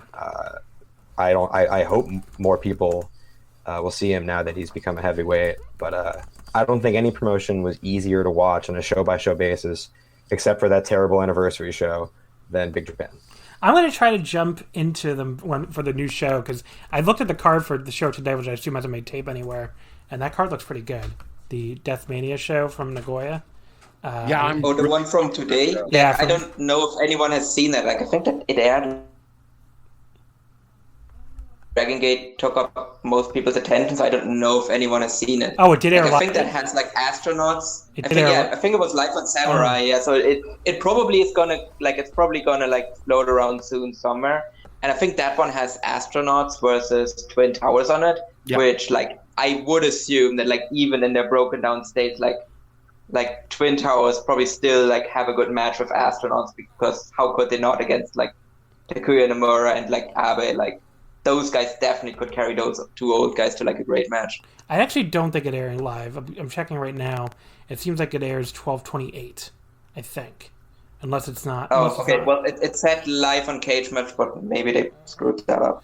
Let me check. Let me just check. Maybe it's not on That's that. not too bad a turnaround for a Big Japan show, honestly. Yeah. Just checking. I'm just looking at their schedule just to be sure. But the Big Japan schedule page said, it said 12/28, I think. But anyway, what else was I going to say? But yeah, that card looks pretty good. It has that the tag title match, like you said, with Twin Towers. Okabayashi against Kamitani. There's some decent looking tags on it. So yeah, we'll have to check that out. But yeah, definitely something maybe we could jump back in with that show. But yeah, it seems like they had a pretty cool year from what you guys are saying, so that's cool. I think for me, like the deathmatch division has been such a standout, during the past few years, that just having it be nothing according to most people definitely does. It is weird to me, like it's a weird fall off for that division after the last few years. But I don't really have a ton of other thoughts otherwise. But yeah, that's just to confirm that show definitely did not air live. It airs 12/28. So there you go. That's it for Big Japan. Anyone watch any 0-1 this year that want to talk about it? I did. I watched the Fire Festival finals. Oh, okay. How was that? Well, it shouldn't have gone. It shouldn't have gone 25 minutes. What was the match? Tamura Hayato versus Hartley Jackson. Okay. There was some good stuff in it, but Hayato's Jackson's pretty good, and they tried to make it epic, but just Hayato was a little lost. You broke up. You broke up there. Tamura Hayato's. Oh, sorry. Yeah. So Hartley Jackson versus Tamura Hayato, the Just Tap Out guy that has basically come out of nowhere and been given the 0-1 world title. The Fire Festival final against him and Hartley Jackson, good. Just shouldn't have gone 25 minutes because of his experience level, but it still had some flashes. Like, this guy's going to be good. It's sort of interesting. I have no clue how Taka Michinoku managed to get this guy his title reign or anything like that, and why I can kind of imagine why 0-1's doing it, considering the state of the company's in. But yeah, I think he absolutely has potential, and I will definitely be watching any more 0-1 that makes tape next year. There's always the 1-1 show. That's like the 1-0-1 show I watch every year. So, which usually airs live on Samurai, I think. To see if that's still the case this year. But yeah, it's definitely a promotion that flies under the radar. Well, and they lost so many people this year too. Yeah, they lost Yuji Hino, Sato, Kohei Sato, Ikuto Hidaka, and Takaiwa. There you go. A lot of and Takaiwa, like the other guys have surfaced elsewhere, but Takaiwa is doing opening matches on the scuzziest indies. Yeah, that's interesting. Ikuto Hidaka showed up in All Japan, right? He did that junior title. Yeah, and some people think he's popping up in Noah too. Okay, so I guess we'll see. And Hino, where has Hino been? Also, I think he's going to Noah because there's also a mystery heavyweight coming in now. Oh, there you go. So. We actually didn't touch on this much, but obviously the biggest story for Noah is just like with the backing they have now with Cyber Agent. I mean, they could just get whoever the fuck they want, basically. So they are kind of like the 500-pound gorilla of the of non-New Japan, I guess, serious Puro companies now. So I'll just touch on this quickly, but this sort of came out within the last week. But All Japan's president Tsuyoki Fukuda basically invested in a Toei, the film company Toei, a horror film that ended up grossing a lot of money because it was like the only thing in theaters in Japan, which apparently remained open.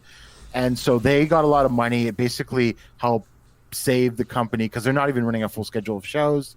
And Fukuda and an unnamed wrestler who I am assuming is Kento Miyahara is appearing in a horror film coming out next year by the same director. Well, there you go. There's All Japan's mainstream connection, I guess. So you're basically saying they're on slightly better financial backing than people. Yeah, and they're going to continue following this film stuff to get exposure. Yeah, so that's interesting. So the ones I guess you would really have to worry about if you're a fan are like Big Japan 0-1 and all those that I guess people are pretty used to worrying about anyway. Well, certain people of certain standing seem to be still willing to finance 0-1. So. But yeah, Big Japan obviously had to crowdfund their bus, so The last thing we can touch on, I guess, because that happened this year. Wrestle One ran shows this year, believe it or not. They ended their year back on April 1st with the final show at Korakuen. So we did a little bit on this much earlier in the year during a couple different episodes. But I guess, does anyone want to say anything about the end of Wrestle One and what their quarter of a year was like? It wasn't bad. Nakajima was a great asshole champion, just terrorizing everyone in Wrestle One. And it was Wrestle One. It was fun, undercard, easy watch, 2-hour shows. Sad to go away, but on one level, I'm kind of surprised it was the only one. Although this was going to happen, COVID or not. Yeah, that was pretty clear. I think that COVID didn't really do anything, but had nothing to do with it. So, no one else wants to talk about Wrestle 1 or 0-1 or anything? No? No, but I think Wrestle 1 going away, on the one hand it's sad for guys to lose a place they could work at. On the other hand, I think there's definitely a lot of promotions that have benefited from the influx of Wrestle 1 talent. I think on the one hand, yeah, as I said, it's one less place for people to work, but on the other hand, I think it's actually somewhat healthy for the scene as well, that at least some promotions go away and then the talent pool becomes a bit wider for the other promotions, because there was kind of a bit of a shallow talent pool in a way, because everyone kind of had their own promotions and then they all had one or two main eventers and then a whole bunch of guff. And now those guys can kind of go to other promotions and can kind of widen the top level talent pool in those promotions. But it obviously also depends on those promotions actually making use of those talents at the top level as well. But as a whole, I think it actually has helped some promotions that Wrestle 1 has gone away, as sad as it is. There you go. So the other thing we're not talking about here is Dragon Gate, mostly because, like I said, the Voice of Wrestling Podcast Network has a great Dragon Gate podcast, so you can get all your coverage there.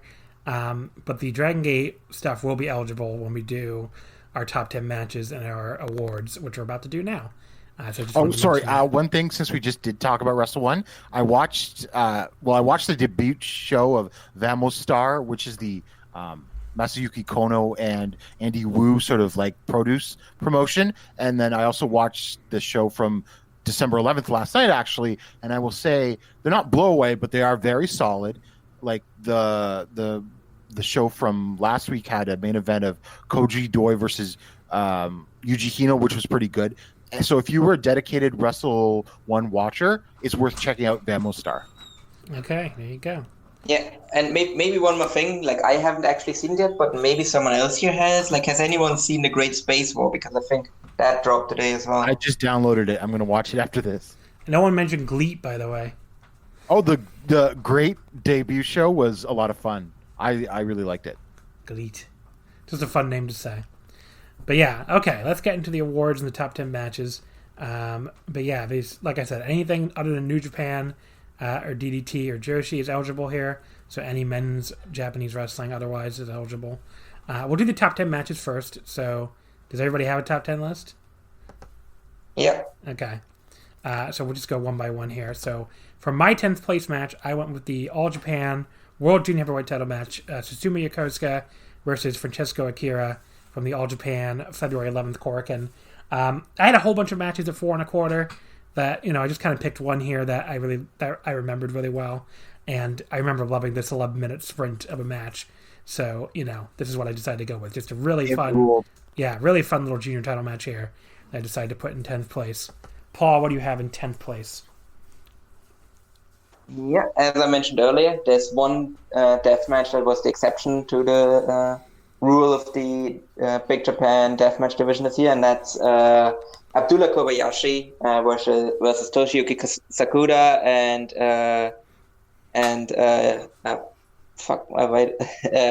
not that Ishikawa. So that one was just a tremendous, it was probably my favorite match of the whole No Fans era. I'm not gonna lie, I struggled really hard getting into any of the No Fans matches. So, but that one just caught me right in, and I think that one actually worked better with No Fans, just three guys in a dirty warehouse just hitting each other with shit and just doing crazy spots as well, and including the nastiest spot of the whole year, where Sakuda in the post-match was just like leaking blood out of his arm, and he just directs the like blood spurt into his mouth and drinks his own blood. Like that was just like just that spot alone. Like I think warrants the inclusion of the match on my list. Alrighty, Gerard, 10th place. My 10th place match is Suwama versus Shotaro Ashino for the Triple Crown from June 30th. I thought this was really great. We can I'll bitch about the ending, of course, but just a really awesome performance, especially by Ashino. Suwama's been hit or miss in singles matches. He tries sometimes, but his age is catching up with him. But I thought Ashino covered up for Suwama's like sort of physical limitations really well here. All right, and John, your 10th place match. In 10th, I've got Yuya Aoki against Fuminori Abe for the Big Japan Junior Belt, February 11th. You could really take...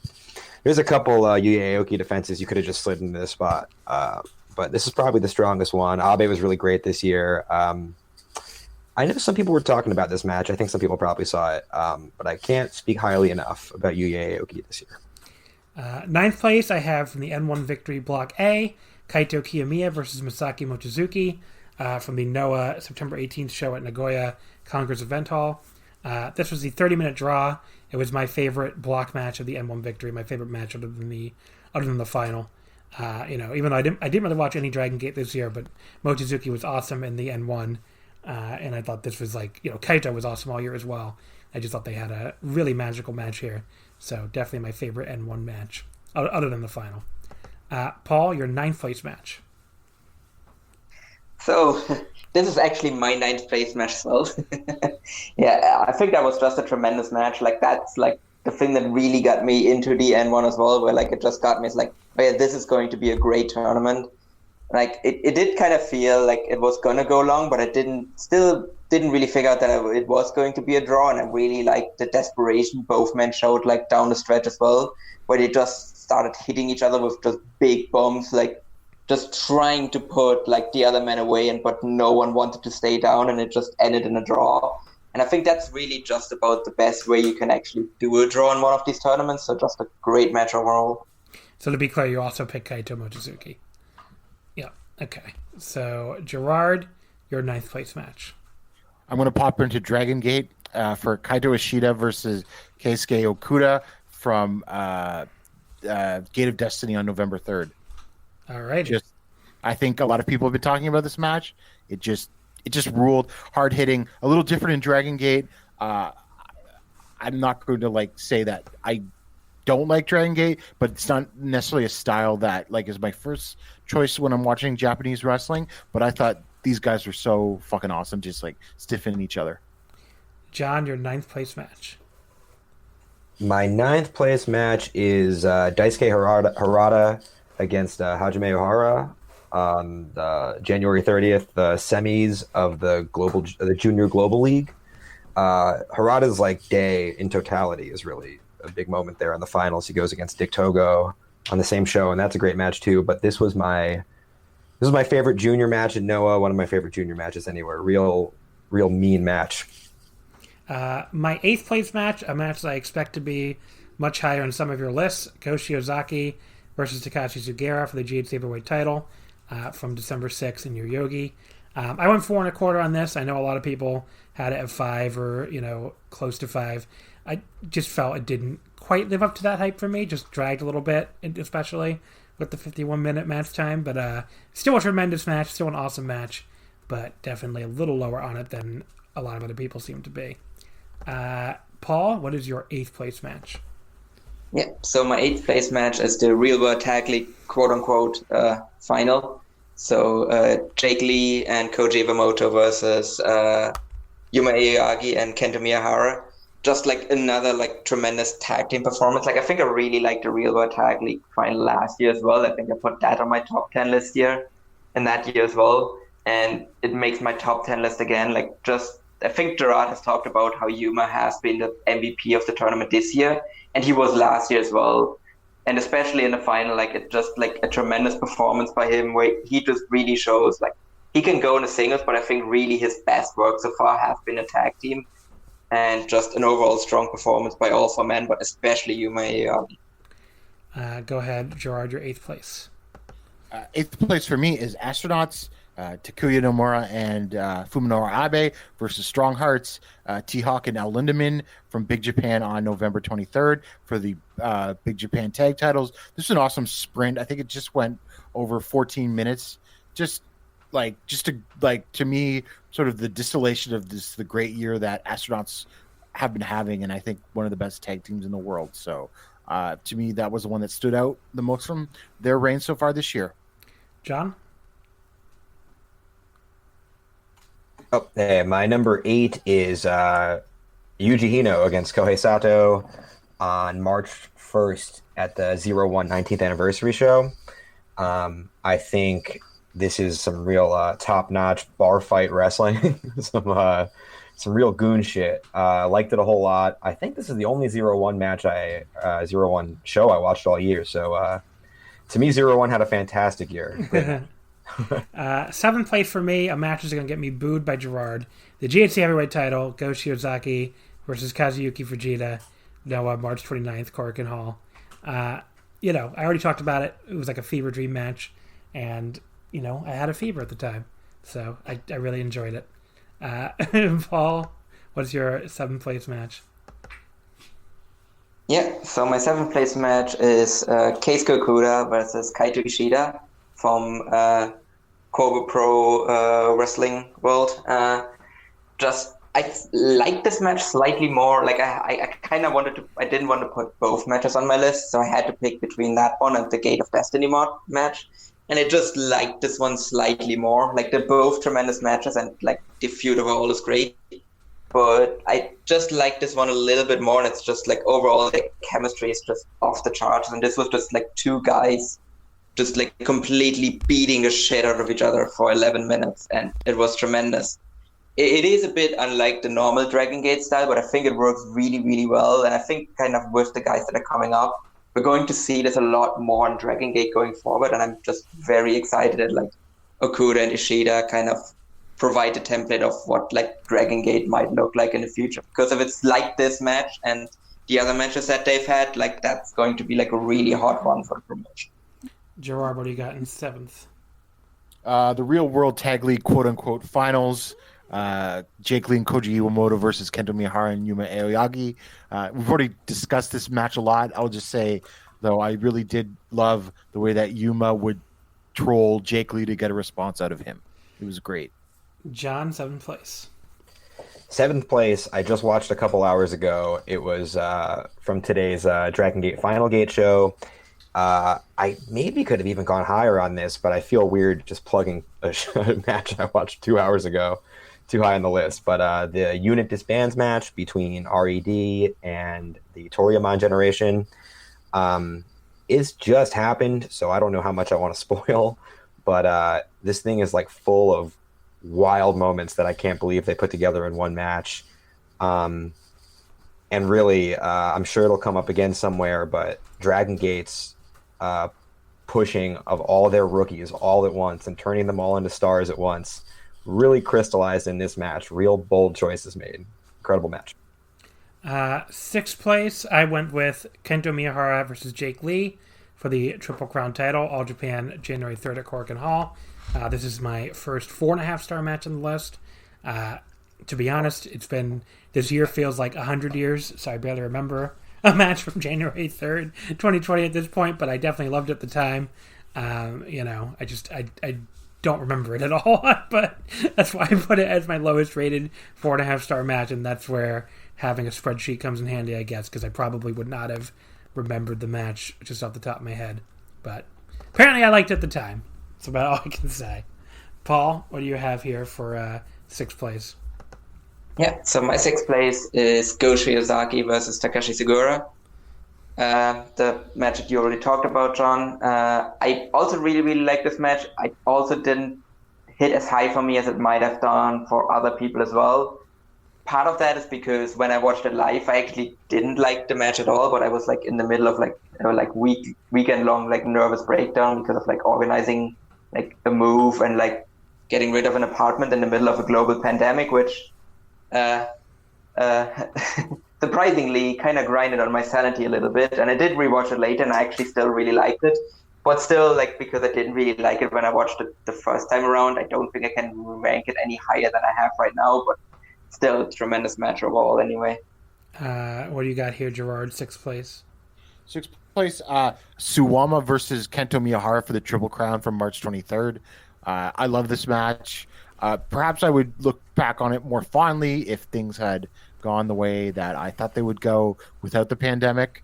But still, they always have really good chemistry and are able to, like, you know, do a 4.5-star match. And they did it again here. I thought probably one of the best closing stretches of any of their series of matches, too.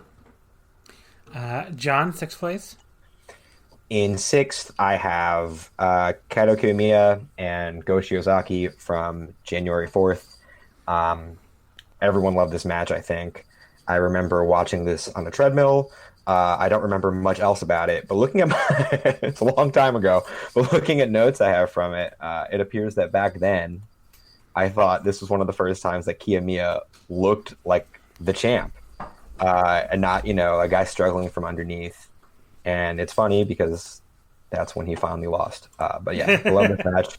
And it came at a time, you know, like during like the 2 days of Wrestle Kingdom exhaustion where like everything feels special and wrestling seems very cool. Fifth place, I have Go Shiozaki versus Katsuhiko Nakajima from the All Japan, or not All Japan, Go Shiozaki versus Katsuhiko Nakajima from the NOAH November 22nd Yokohama Budokan show, which was also 4.5 stars. Again, I guess I was a little lower than some people on this, although looking on Grapple, I think I was right in line with the average on this one versus quite below it on the Go Sugera one. But I thought this match was awesome. I mean, some of the strikes in this match got so brutal that it was honestly starting to get a little uncomfortable. But, I mean, that's kind of Noah's house style, and I get it. But, man, like those slaps to the fucking face that Go was doing and these kicks that Nakajima was doing, there's one like high kick, I just wanted to scream like it's fake at the television screen a few times. But, you know, disgusting in a good way. Definitely a pretty amazing match. You know, if I had any complaint, I think this might have been the one where I thought maybe the finish was a little weak, like because Go just kind of picks him up and short arm lariats him, I think, for the finish. I didn't take notes on it, so I'm going off of memory here. It was either that or the Sugera one, because I watched them back to back. But, you know, in this case, I think that might have been like a flaw I had with it. But yeah, it was a pretty outstanding match. But definitely, you know, again, a good start to the top 5 here for sure. What do you have here, fifth place, Paul? Yeah, fifth place I have Eita versus Naruki Doi from Memorial Gate. That was just a tremendous match. It ended like Naruki Doi's really, really good title reign from the first half of the year to finally put the belt on Eita.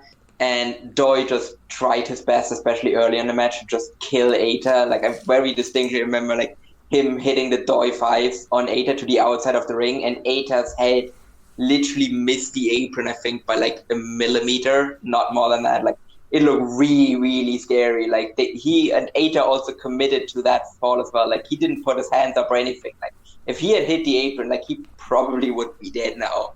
Like, that was just a great match of all. And then after that, like, he finally managed to like grind down Doi and just end his like long title reign, and just like finally after like lots of chances, finally win the Dream Gate. Like, I don't really think that I really overall like liked his Dream Gate reign after, but he really like started that reign on a high note. Gerard, what do you got in fifth place? Jake Lee versus Kento Miyahara from January 3rd. This match has already been discussed. Yes. Although I barely said anything about it, so. Sure, but, well, I mean, there's not much to discuss. Like, they're awesome. They can do this in their sleep almost, even though, like, the match, by the time this had come around, this is, like, their third or fourth singles match since, like, April of 2019. And they're still good. We can discuss what really should be happening with Lee, but, like, you know, it's still a great match, one of the best of the year. John, what do you got in fifth place? In fifth place, I have... Oh, no, I shouldn't have closed my list. I have it right here. Okay, in fifth place, I have... I think I'm the world's highest on this match. I have Nakajima against Keno from. I lost what night it was. The GHC national title match, right? No, it was the. I like the N1 match N1 better. Match, okay. I thought it just cut a lot of the fat out. I'm a sucker for these like stiff, kick-heavy matches that these two do as good as anybody. I had to have one of their matches represented in here. I like this one a little more. I went 4 3/4 on it. I was freaking out for it. Real nasty match. I'm going to sound like a broken record because Nakajima shows up a couple more times in my list. But all these matches look like snuff films. Real good stuff. Fourth place, I have the Champion Carnival final, Zeus versus Kento Miyahara from All Japan, October 5th at Korakuen. Just an outstanding final. I mean, just obviously the best thing in this entire tournament by a goddamn mile. Just really like one of these matches where you're just like, they can still do this. It's good to know, because with Zeus especially, he was just like squeezing people's heads the entire time, and it was really something to see him go out there and have, another outstanding match with Kento, which he's obviously done in the past, instead of just the fucking rest hold 8-minute stuff he was doing all tournament long. So it was an outstanding match, and also just a relief more than anything to see them do it. Paul, what do you have here in fourth place? Yeah, so, no, John, you're actually, or Big Baby John, I guess, you're not the high man on the Kano versus Nakajima match, because I actually have it at 4. Oh. Like the national title match. No, he went with the N1 one. Oh, you had the N1 one? Yeah. Oh, sorry, no, I have the national title match. Still on an island. Like, I thought that was just, it also had the perfect finish as well. Like, to me, all Kano, Nakajima matches have to end in a knockout. Like, that's really the only acceptable way for these two guys to have a match, because they just kick the shit out of each other in a really nasty way. Like, it feels like these two guys genuinely hate each other. I don't think they actually do, but I think they just realize that they both have such styles that they can just allow themselves to just beat each other up, and no one is gonna have any hard feelings about it afterwards. So they just go all out every time they face each other. And to me, the only acceptable way that can end is in a knockout, as it did here, and that's why that match is a bit higher for me than the N1 match. So I got that one at 4. Gerard, what do you have at fourth place? Fourth place, Katsuhiko Nakajima versus Go Shiozaki from November 22nd. I think there are a few people that have this near their top matches of the year, or even better than the Sugiura match. I didn't think it quite was hit that high, and the finish wasn't. I didn't quite like that finish, but I don't want to just say it ruined the match or anything. Just why it's a 4 and not a 1 or a 2. That was the one that, you said, we just picked up and hit the short arm lariat, right? Yeah, which that took it still down an amazing match, and you got to go out of your way and see, of course. Yeah, that took it down a little bit for me too, but that's why it was 5th, I guess, and not higher. But yeah, pretty incredible match before that. John, what do you have at fourth place? In fourth, I have from Big Japan Korakuen show on August 10th. I have Astronauts Nomura and Abe against Kohei Sato and Daisuke Sekimoto. I'm pretty sure it's the match where they won the titles. And this match is wild as hell. There's a part at the end where Sekimoto is hunched over and Abe runs up his back like a cartoon character and leaps off his shoulder to knee Sato in the face. Abe and Sato have each other in leg locks where they're just punching each other's legs and flipping each other off. The match rules. I can't believe Kohei Sato is on my list twice. I don't know how that happened. But yeah. Third place, I have Hideki Suzuki versus Katsuhiko Nakajima from NOAH on February 16th at Korakuen. This is my favorite of the 4.5-star matches this year for these promotions. I just thought, the mat wrestling stuff was great. Nakajima more than held his own there. I like the stuff where they brawl to the outside and then they go back in the ring and just have this crazy finishing stretch where they're just beating the shit out of each other. And Hideki kind of shows that he can do this too. It was just a match that I'll remember, very, very well. Just an outstanding match.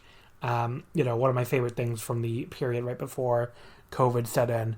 And definitely wish we got more of that kind of stuff from Hideki this year. It just feels like I feel like he kind of dropped off the earth for a long time. Maybe he just doesn't want to get COVID-19, which I can't blame him. But, it was a very kind of a quiet year for him after that match, I think. But, definitely a match that I absolutely loved. So, Paul, what do you have here for your third place match? Yeah, so I watched this match this morning, and then I rewatched it like just before we recorded, just to make sure that I'm like very certain I want to vote it here. And it's the Unit Disbands match, RED versus Toriamon Generation from Final Gate today. And that one was just an absolutely tremendous match. I mean, as John has already talked about, there was some absolutely insane spots in there and some very, very, very bold booking decisions. Like Dragon Gate is just like on tremendous run, and this just continued it. Like Dragon Gate Unit Disbands matches like pretty much always deliver. And I think this one definitely like delivered on the higher end of that. Like I'm actually standing here in like my Matt Blanky shirt, and like Matt Blanky versus Jimmy's will to me will always be like the like pinnacle of like Unit Disbands matches. But this one wasn't very far behind, and especially the way the booking worked out there. Like I think this was a great match, and I think really the highlight people of the match were really, I think Yoshino early on, and then Dragon Kid down the stretch. Like I think I can't praise him enough for like the performance he put in, and just overall, like if you haven't watched any Dragon Gate so far this year, like go out of your way to at least watch this match, because it's very easily the best of the year. Third place, Gerard? My third place is Kaito Kiyomiya versus Go Shiozaki from January 4th for the GHC title. This was awesome.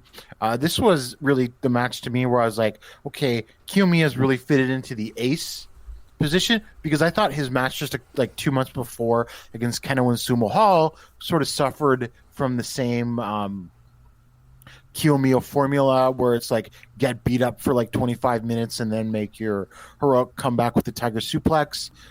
This match, like the January match, felt like he finally clicked. He had this sort of ace presence, but it also helps that like Go also sort of walked out and decided to be like, also like, I'm actually the ace. I am Noah, as his sort of tagline or catchphrase has been all this year. So it just sort of like the sort of the presence between them, both in the ring, just sort of like really made this match. Well, there you go. John, give me your third place match. My third place match is Go Shiozaki against Nakajima from November 22nd. Just buck wild. The only thing knocking this down is the brevity of Go's comeback after the rest of the match is a crime scene. But I don't know, we talked about this match a fair amount. It's gnarly. Killer stuff. Second place, I have the N1 Victory Final, Katsuhiko Nakajima versus Kaito Kiyomiya from NOAH, October 11th in Edion Arena, Osaka.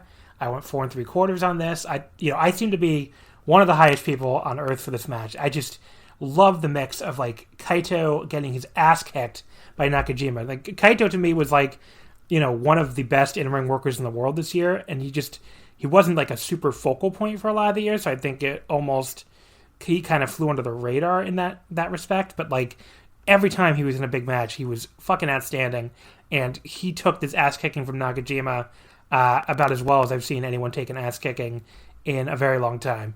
So I thought he was perfect here as the as the underdog babyface who obviously did not ultimately get the job done against Nakajima. But yeah, really just an outstanding match, and one of my 2 favorite matches of the year from these promotions, at least. Give me your number 2 match, Paul. Oh, go ahead. Can you hear me? Yeah. Okay. Yeah. My number 2 is the Champion Carnival final. Kento Miyahara versus Zeus. It was just yet another great match between Kento Miyahara and Zeus, as they normally have. Like, it's one of my favorite pairings in all of wrestling.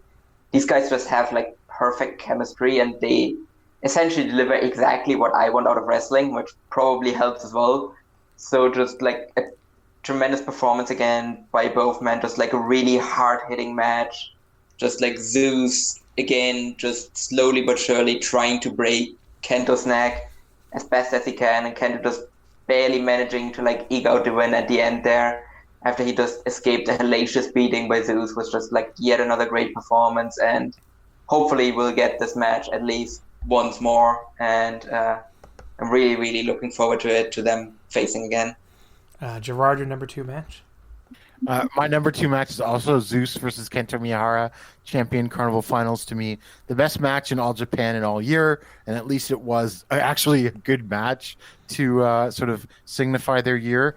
I think Paul hit all the right notes on this.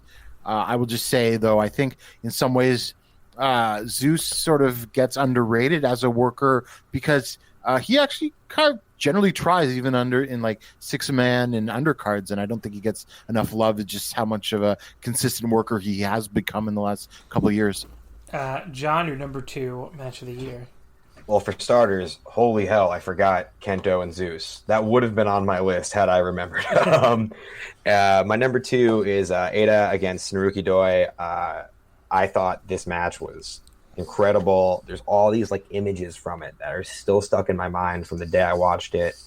And it's this great thing where like Ada cheats all year, including after this match. He never stops taking shortcuts. But there's this great moment in this match where all of RED starts like slithering up onto the apron like these hyenas, and he waves them off, and he murders Doi by himself. And on the way, he takes this like wild set of bombs. He takes this like gross sunset bomb off the top rope on his neck, and then a muscular bomb that no one likes taking muscular bombs more than Ada. And the one he takes here is terrifying, and they found a clever way for it to not be the finish. And then he closes out Doi, who had this like wild run on top of the company, with this like set of disgusting super kicks and this super definitive like win with a shit-eating grin on his face. Such a great match. My favorite Dragon Gate match of the year for sure. So my number 1 match, the GHC heavyweight title, Kaito Kiyomiya versus Go Shiozaki from NOAH, January 4th, Korakuen Hall. Again, also 4 3/4. Other people have said stuff about this match already, so I would just briefly say, like I said earlier, I thought it was the second best match of that weekend, January 4th and 5th. Just an outstanding fucking match. It blew me away with how good this match was. I was expecting it to be good, but just one of these matches when you sit down and watch it that ends up just being really, really special. So, to me, it was never really in doubt when I made this list that I was going to have this number 1. It was just a match that stuck with me all year that I went back and actually watched a couple times because I loved it so much. So definitely a outstanding match here from Kaito and Go. Paul, what do you got in your number 1 match of the year for these companies? My number 1 is Go Shiozaki versus Katsuhiko Nakajima. It's a match that has been talked about already plenty. To me, it was just like, I always need like an emotional connection to the match, and I think this match delivered that in spades, where I think Noah just did a tremendous job of like building his feud and building this match. And I think maybe the spot that I will always remember, I think, John, you talked about the fact that like it looks like a crime scene, and it really, really did. It's like some of those like kicks that Nakajima was laying in were just like completely disgusting. And especially the one that will always stick in my mind is like when Go Shiozaki is kind of down and Nakajima just kicks him in the head full force, and it looks like Go's legitimately knocked out.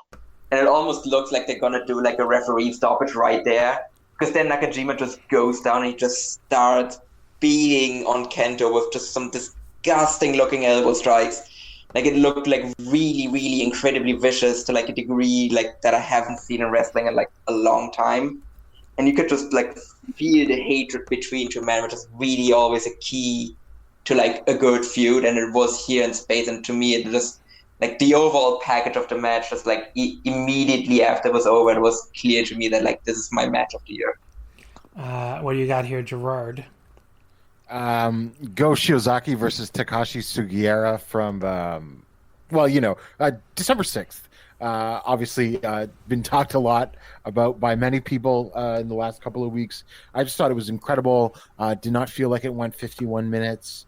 I thought I liked it more than the Nakajima Go match, just because I thought sort of the way that sort of Go like powered through this and managed to win and everything, to me was more compelling, at least to me, and definitely just an incredible piece of wrestling, and something that I think when we look back in a couple of years, people will point to it as like this is something that helped made Noah like a much like rise again from the ashes type thing. Yeah, for sure. John, give me your match of the year for these companies. Doubling down on Gerard, my number one is Go Shiozaki and Sugiura. I think Noah is so obnoxiously far up its own ass as far as its history, but when it pays off huge. And it makes up for what this lacks with the history between Go and Nakajima. To me, this match still, it's like the meme where you hit the blue upgrade button on Go Nakajima. This one is so gross at times. There's a part where Shiozaki's hunched in the corner and Sugiura is just elbowing him in the face, and they're all making the loudest, most disgusting noises, and you're like praying for it to end. And then Go gets out of the corner finally, and then 30 seconds later he gets thrown in the corner to get elbowed twice as long. And I'm like watching through my fingers. He's making a face that reminds me of the end of The Fly, where Goldblum pushes the pistol up to his head, like, just kill me. It's awesome. I love this match. And where the Nakajima match had a lot of moments where I was like, the crowd should be going off right now. In the Sugiura match, the silence seemed appropriate. I don't know if anyone else felt that way, but yeah, that's my number 2 match in the world this year. My favorite match from these companies. There you go. So that's our top 10 match list. Obviously, a lot of stuff there you can go back and watch, I think, and definitely some stuff I'm going to go back and watch, honestly. Before we wrap things up here, we got 2 things to do. The awards out of the match of the year and the questions. Not too many questions, but let's go quickly through the awards here. First of all, so what the general idea of the awards, obviously, keeping it to these promotions in the Observer Style Awards, the main ones that I use for the Omakase Awards as well, who would be the winners for these companies, and would you consider them overall? So first of all, Wrestler of the Year, Flair Thez, this is the mix of like MVP quality in ring, supposed to include business, although good luck this year. To me, the really obvious winner is Go Shiozaki for these companies. I have him 3rd overall on my list, behind Naito and Endo, but I think he just had an outstanding year, was clearly the MVP of Noah with his title reign, and just really helped rebuild interest in the company in the West, and seemed to really, seemed to be very popular in Japan as well. So just a, easy pick here for these companies for sure. And he's going to be, like I said, 3rd place on my overall list. Paul, what do you have here for Wrestler of the Year? Yeah, so Go Shiozaki almost made it, and he was the front runner until this morning when I watched Final Gate, and that performance from Doi in the Unit Dispense match just puts him ahead of Go Shiozaki again. So I think just Doi's title reign was just tremendous in the early part of the year, and that just made him the front runner for like a good chunk of the year. And then he was kind of cycled down, as Dragon Gate guys always are. But I think just overall, like the way that title reign worked, where it just really was like a proper ace title reign as well, and it really made up for like the bad Dreamgate title reign he had like a couple of years ago. And if someone had told me like 2 years ago that like Doi would have like a tremendous like baby face title reign, because he's such a great heel, where it sometimes gets lost that he's actually really good baby face as well. And he really showed that throughout this entire title reign, where he just felt like the dominant champion who was just like always on top until he was finally felled by Eita. But otherwise, he just felt like the unbeatable guy of the promotion, like who is just better than everyone else and who just beats everyone else. And that just made Eita's title reign all the better. And that's really like the highest praise he can really give to a title reign, is that when it finally ends, it elevates the other guy in the match, and that just overall like made him my Wrestler of the Year. Gerard, what do you got here? Go Shiozaki, I mean, what's been said about him already, I think captures it. Because my sort of Omakase awards list, the other 2 people I had on there aren't eligible for this sort of what we're covering in this episode. I think I would just like to say honorable mention to Kano, who I also thought helped to carry Noah, especially the national title this year. There you go. What do you got here, John? I'm so glad Paul brought up Doi because I tried really hard to justify making Doi my pick and I couldn't do it. It's got to be Shiozaki. Throughout the year, he even turned the COVID shows into a positive with that Fujita match. When you start seeing like New Japan troll accounts saying things like "I've got to check out Noah," you know that Shiozaki's left his mark. It's wild. Gotta hands down go Shiozaki. What's a New Japan troll account? I shouldn't have said New Japan troll account, but like the stuff you get in your replies. You know how like these accounts that have like 10 or 15 followers who just shit on everything. I see. Yeah. I guess I do get some of those people. Most outstanding wrestler, which is just obviously best in-ring wrestler, bell to bell. For me, the obvious answer here is Kaito, because I've loved everything he did this year, and he's in my top 2 matches of the year. So for these promotions, it's Kaito Kiyomiya. I've gone back and forth on whether I want to give him the overall award too, or give it to Hiromu. I think on the New Japan episode that hasn't aired yet, I might have said Hiromu's my second overall and Kaito's first, and now I think I flipped it back to Hiromu first and Kaito second, but I'll probably flip it like 3 more times for the end of the year. But I think those two were like my favorite 2 in-ring wrestlers this year, and Kaito just my favorite from this group of companies, and just everything I saw him in was great. And he was in my top 2 matches of the year for these companies, and I thought he really came into his own as his N1 victory run was just so awesome, just great in everything I saw him in. Just a really, really outstanding year for him, and I think he's finally developing into the ace. I shouldn't even say finally; it hasn't taken that long, but he's developing into the ace that I think Noah will need going forward. So, just outstanding year for Kaito.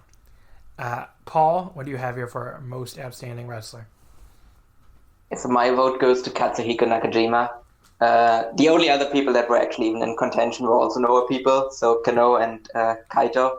But to me, just the way Nakajima wrestled this year was just like outstanding. Like he had a great title reign in Wrestle 1 at the start of the year, and then he just pretty much went through most of the Noah roster for the rest of the year and just committed murder in most of his matches, where they were all just like incredibly vicious affairs, and him just like beating the shit out of everyone else on the roster, and finally being brought down by Kano to end his national title reign, and then also him being brought down finally by Shiozaki after he betrayed him, and after Katsuhiko just like dominated everyone in the N1 was like tremendous as well. Like I didn't put it in my top 10, but like it was like one of the like last cuts was really that N1 final between Nakajima and Kaito, where like Nakajima just murdered Kaito. Like he just dominated him completely. Like it was the most like one-sided like tournament final you're ever going to see, and it was still a tremendous match. And just like all of his performances this year, like it was just kind of a no-brainer to vote him most outstanding wrestler. Gerard, who do you have here for most outstanding? Outstanding, I would go with Go Shiozaki, followed by Katsuhiko Nakajima, followed by Kano. There you go. Are they going to be on your final list? No, because I have some New Japan people. Okay. Give me your picks here, John, for most outstanding.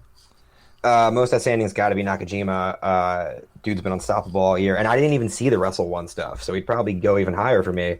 Even in the beginning of the year, he starts with the Elgin match. He's still doing Axis matches that are always great. I thought Nakajima had the best no crowd match of the year with Segura when he won the national title. And then all the stuff we've talked about since. His N1's great. He ends the year with the wild Go Shiozaki match. No-brainer Nakajima. And that's not even just these promotions. That's worldwide. Best tag team? I did not think it was a great year for tag teams in Noah or All Japan, which are the 2 promotions that I primarily watched that we're talking about today. So nobody made my top 3. I have a New Japan, a DDT, and a Joshi.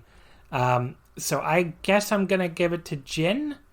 Jake Lee and Koji Iwamoto. I liked their matches I saw this year, which wasn't a ton, honestly, but that Tag League final was really good, and a couple other matches, I guess. But they did not make my final 3, but I guess that would be my pick for these promotions. Paul, what do you have here for best tag team? Yeah, as I mentioned, it was a really great year for tag teams. But this one ended up being actually fairly close. but I think I'm going to go with Kazushi Sakuraba and Takeshi Sugiura. This team actually really caught me by surprise. Like when they actually challenged for the titles, I wasn't really expecting all that much. But Sakuraba has really kind of worked his ass off as much as Sakuraba can, which is really a positive surprise, I want to say. And Segura is always great, and their matches actually have been really bright spots as well on the NOAH shows, and really have more than held their own against the tremendous single stuff as well. Gerard, what do you got here for Tag Team of the Year? This is my actual final list because it fits in. So number one, I have Astronauts, Takuya Nomura and Fuminori Abe. Number two, we haven't really talked about this promotion, but this is the miscellaneous Puro episode. So Chango and Kaiji Tomato. I totally forgot about that. That's a good one. They were so good during the COVID shutdown period. And number three is Jin, Jake Lee, and Koji Iwamoto. Not just for their Real World Tag League run, but they started the first couple months of the year also as All Asia Tag Team Champions. It's had some good defenses there too. What do you got here, John? There wasn't really a lot of tag teams to really think about that really made a mark this year, but I was going with Astronauts at first, but then I thought about it, and even though every Astronauts match is starting to feel like a big event to me, this year I only really had 3 of their matches in my notes. So I went with Toshiyuki Sakuda and Yuki Ishikawa. And even though it's all deathmatch stuff, all year they've been killer. They were the best thing in Big Japan during the no crowd era, and they've pretty much operated as this punching bag for these veterans, and it's the only thing that's making these veterans look good. So either they're making Minoru Fujita look good, or they're having bangers like the one Paul was talking about. Sakuda was feuding with Kasai and Freedoms, and they brought that over to tag team matches in Big Japan. Great stuff from them all year. Then we get over to Best Feud, since obviously we did mention the year already. For me, it's easily Go Shiozaki versus Nakajima from NOAH. Just a really outstanding feud with the two of them, and just that by the time that video the video was playing during the pre-match video, or during the pre-match, I guess I should say, for their title match, I just thought wow, this feels like a big fucking deal. The turn felt like a big deal. Just definitely a really good, really cool feud. I put it 3rd place in my overall. So that's my pick here for these promotions. Go versus Nakajima. What do you have here, Paul, for best feud? Yeah, so I almost voted for Ishida and Okuda, but then I thought about it as well, and I just realized no, I have to give this to Nakajima and Go. As I mentioned, it's my match of the year, and I just can't really justify voting anything else over that for feud of the year, because I think they just built it in a really great way, and it was teased for so long, and it finally happened, and it fulfilled all of my expectations. So that just has to be my feud of the year. What do you have here, Gerard? I'm just gonna say I did not go with Go versus Nakajima as feud of the year because I thought it was too rushed. That's just my opinion. But since this is the only one that qualifies that I put down for this episode, I put down Susumu Yokosuka versus the All Japan Juniors as my feud of the year. There you go. What do you have here, John? Hell yeah to Gerard for giving that Yokosuka junior title run some more shine, because that ruled. But I have Ishida and Okuda from Dragon Gate. It doesn't peak as high as Go and Nakajima, but to some people it does. There's some 5 stars out there for those guys. But the way that feud's gone all year, and way before the tension that they maintained between those two, and the timing and blowing it off was great. And it raised both their profiles a great deal over the course of the year. So that's my number one. For best promotion for these companies, for me, it's very easily NOAH. Overall, I put them 2nd, but just they had a really outstanding year, so really not even close for me. I mean, NOAH and All Japan were the only ones I watched closely anyway, but NOAH is a easy contender for best, and All Japan's sort of a contender for worst. Although obviously there's a promotion on top that's hard to beat there. But yeah, Noah is my best promotion pick for these companies for sure. Paul, what do you got here? Yeah, to me it's Dragon Gate. Like, I really, really like the top Noah stuff, but there's just too much Noah where, like, there was the junior stuff I didn't like, and then, like, I didn't really like the early No Fan stuff. Whereas there wasn't really anything in Dragon Gate this year that I didn't like. So just by sheer consistency, Dragon Gate ekes out Noah for me on the top spot there.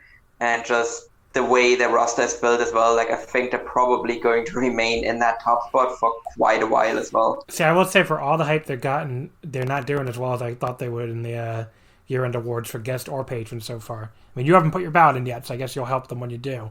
But, you know, they're not in the running right now for first place. So just thought that was interesting. And definitely in either one. Gerard, what do you have here for best promotion? Best promotion in Noah by quite a bit, I think. I will give honorable mention to Dragon Gate, but I haven't watched the whole year, just really the last couple of months. But one other promotion, honorable mention, I will say that I watched all year, Big Japan, which we already went over. Yeah, because I saw you have them third on your overall ballot. So I think you're I think you're the only one who's voted for them so far. So not a lot of people were watching, I guess. What do you have here, John, for best promotion?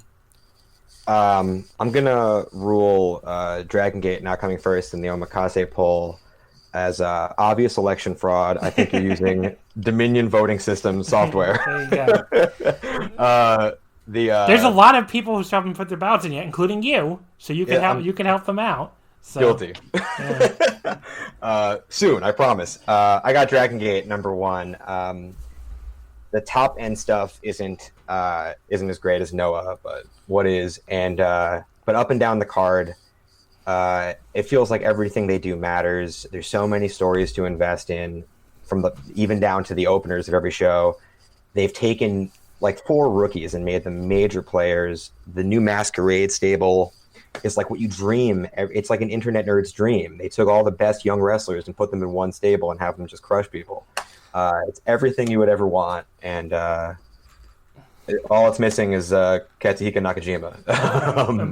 By the way, if I was going to Dominion this shit, the promotion I would target would not be Dragon Gate. It would be one that starts with an A and ends with a W, and they're doing quite well so far, much to my chagrin. Well, really, AIW is doing that well. Yeah, AIW is doing really well. But yeah, they're doing really well in the guest one, not nearly as much as the patron one, which doesn't surprise me because if you like my audio enough to pay to hear me talk, you probably you have to either tune out my AEW rants or agree with me. So they're not doing nearly as good in the patron one, but they're doing pretty good in the guest one.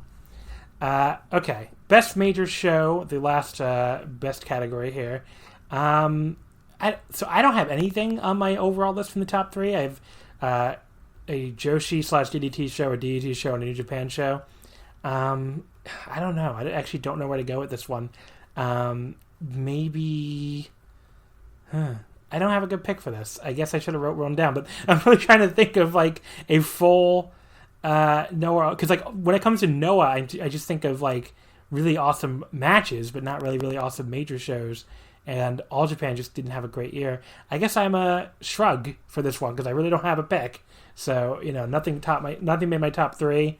There's nothing I can think of that really stands out as I guess I'll give it to that January 4th show I really liked. The Go versus Kaito main event show. But it's really by default because I really can't think of any other major show that I loved. So, Paul, what do you have here for best major show? Yeah, I got Dangerous Gate from Dragon Gate. I'm just a sucker for that cage match. I just always love all of the chaos that happens around that, and this one was also helped by the fact that it had a really solid undercard as well. It had a really good Kota Minoura, Jason Lee, Twin Gate title defense as well. That team actually was in my consideration for Tag Team of the Year as well. And that was probably the best match of the reign as well. You finally had KZ managing to overcome the Rookie Doi after being beaten by a drum by him earlier in the year. And you also had a really good Ishida versus Yusuke Santa Maria Bravegate title match as well. So all of that combined, I think, just made it a really great watch and just a good show of the year for me. What do you got here, Gerard? Well, when I was putting this together, I had to think long and hard because like my other two choices were New Japan, but for Noah, I went with Noah the Chronicle #4, which was main evented by Shiozaki and Nakajima, and had the Sakuraba and Segura versus Funaki and Marufuji match, what I actually did like, and it also had Keno versus Kiyomiya, which also was another like 4 4.25 match. So in terms of complete Noah shows, I thought that was definitely one of the top ones. What do you got here, John? I think it's tough because I think a lot of places struggle, especially this year, to give like a big show vibe. And on that basis, I think the Noah January 4th show ranks high for me. It felt like a big deal. Top to bottom, as far as just the wrestling that happened on the show goes, I think Final Gate today might actually be my show of the year. The last 5 matches on that show are all incredible. And I wanted to give a quick honorable mention to the Freedoms, June 28th, Jun Kasai Produce Tokyo Deathmatch Carnival. I don't think I left any words out of that name. But that show rules top to bottom. It might be the most fun I've had watching a single show this year.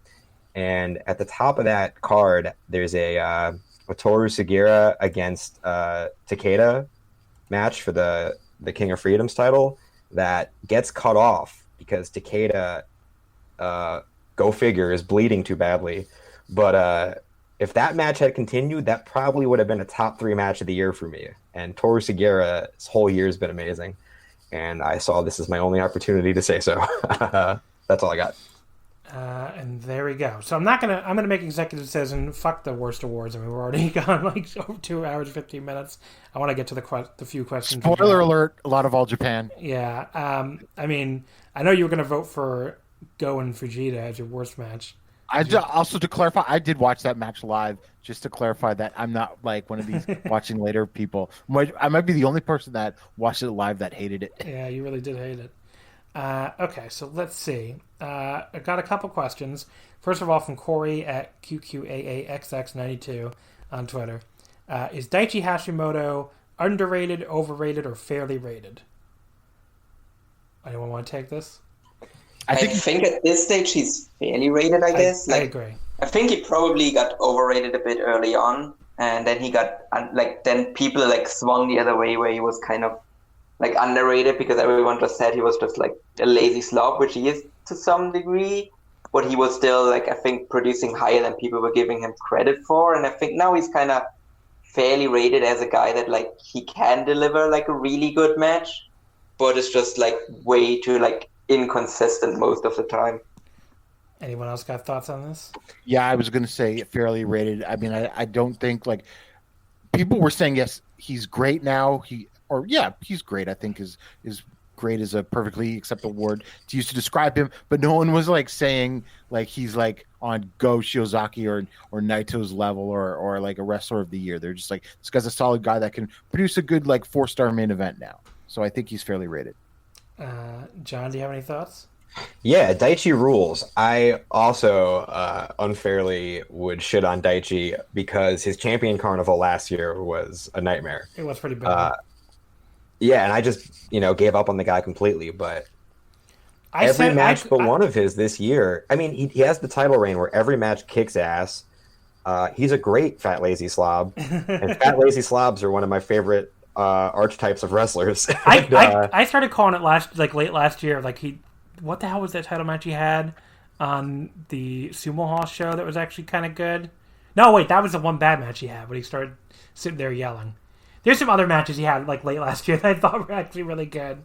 But yeah, he I don't know. I thought people were really too hard on him for a while, and now it seems like people have come around on him a little bit more. So yeah, I would agree. And even after the title reign, the Okami team, him and Kamitani kicked ass in the last 2 shows of the Big Japan Tag League.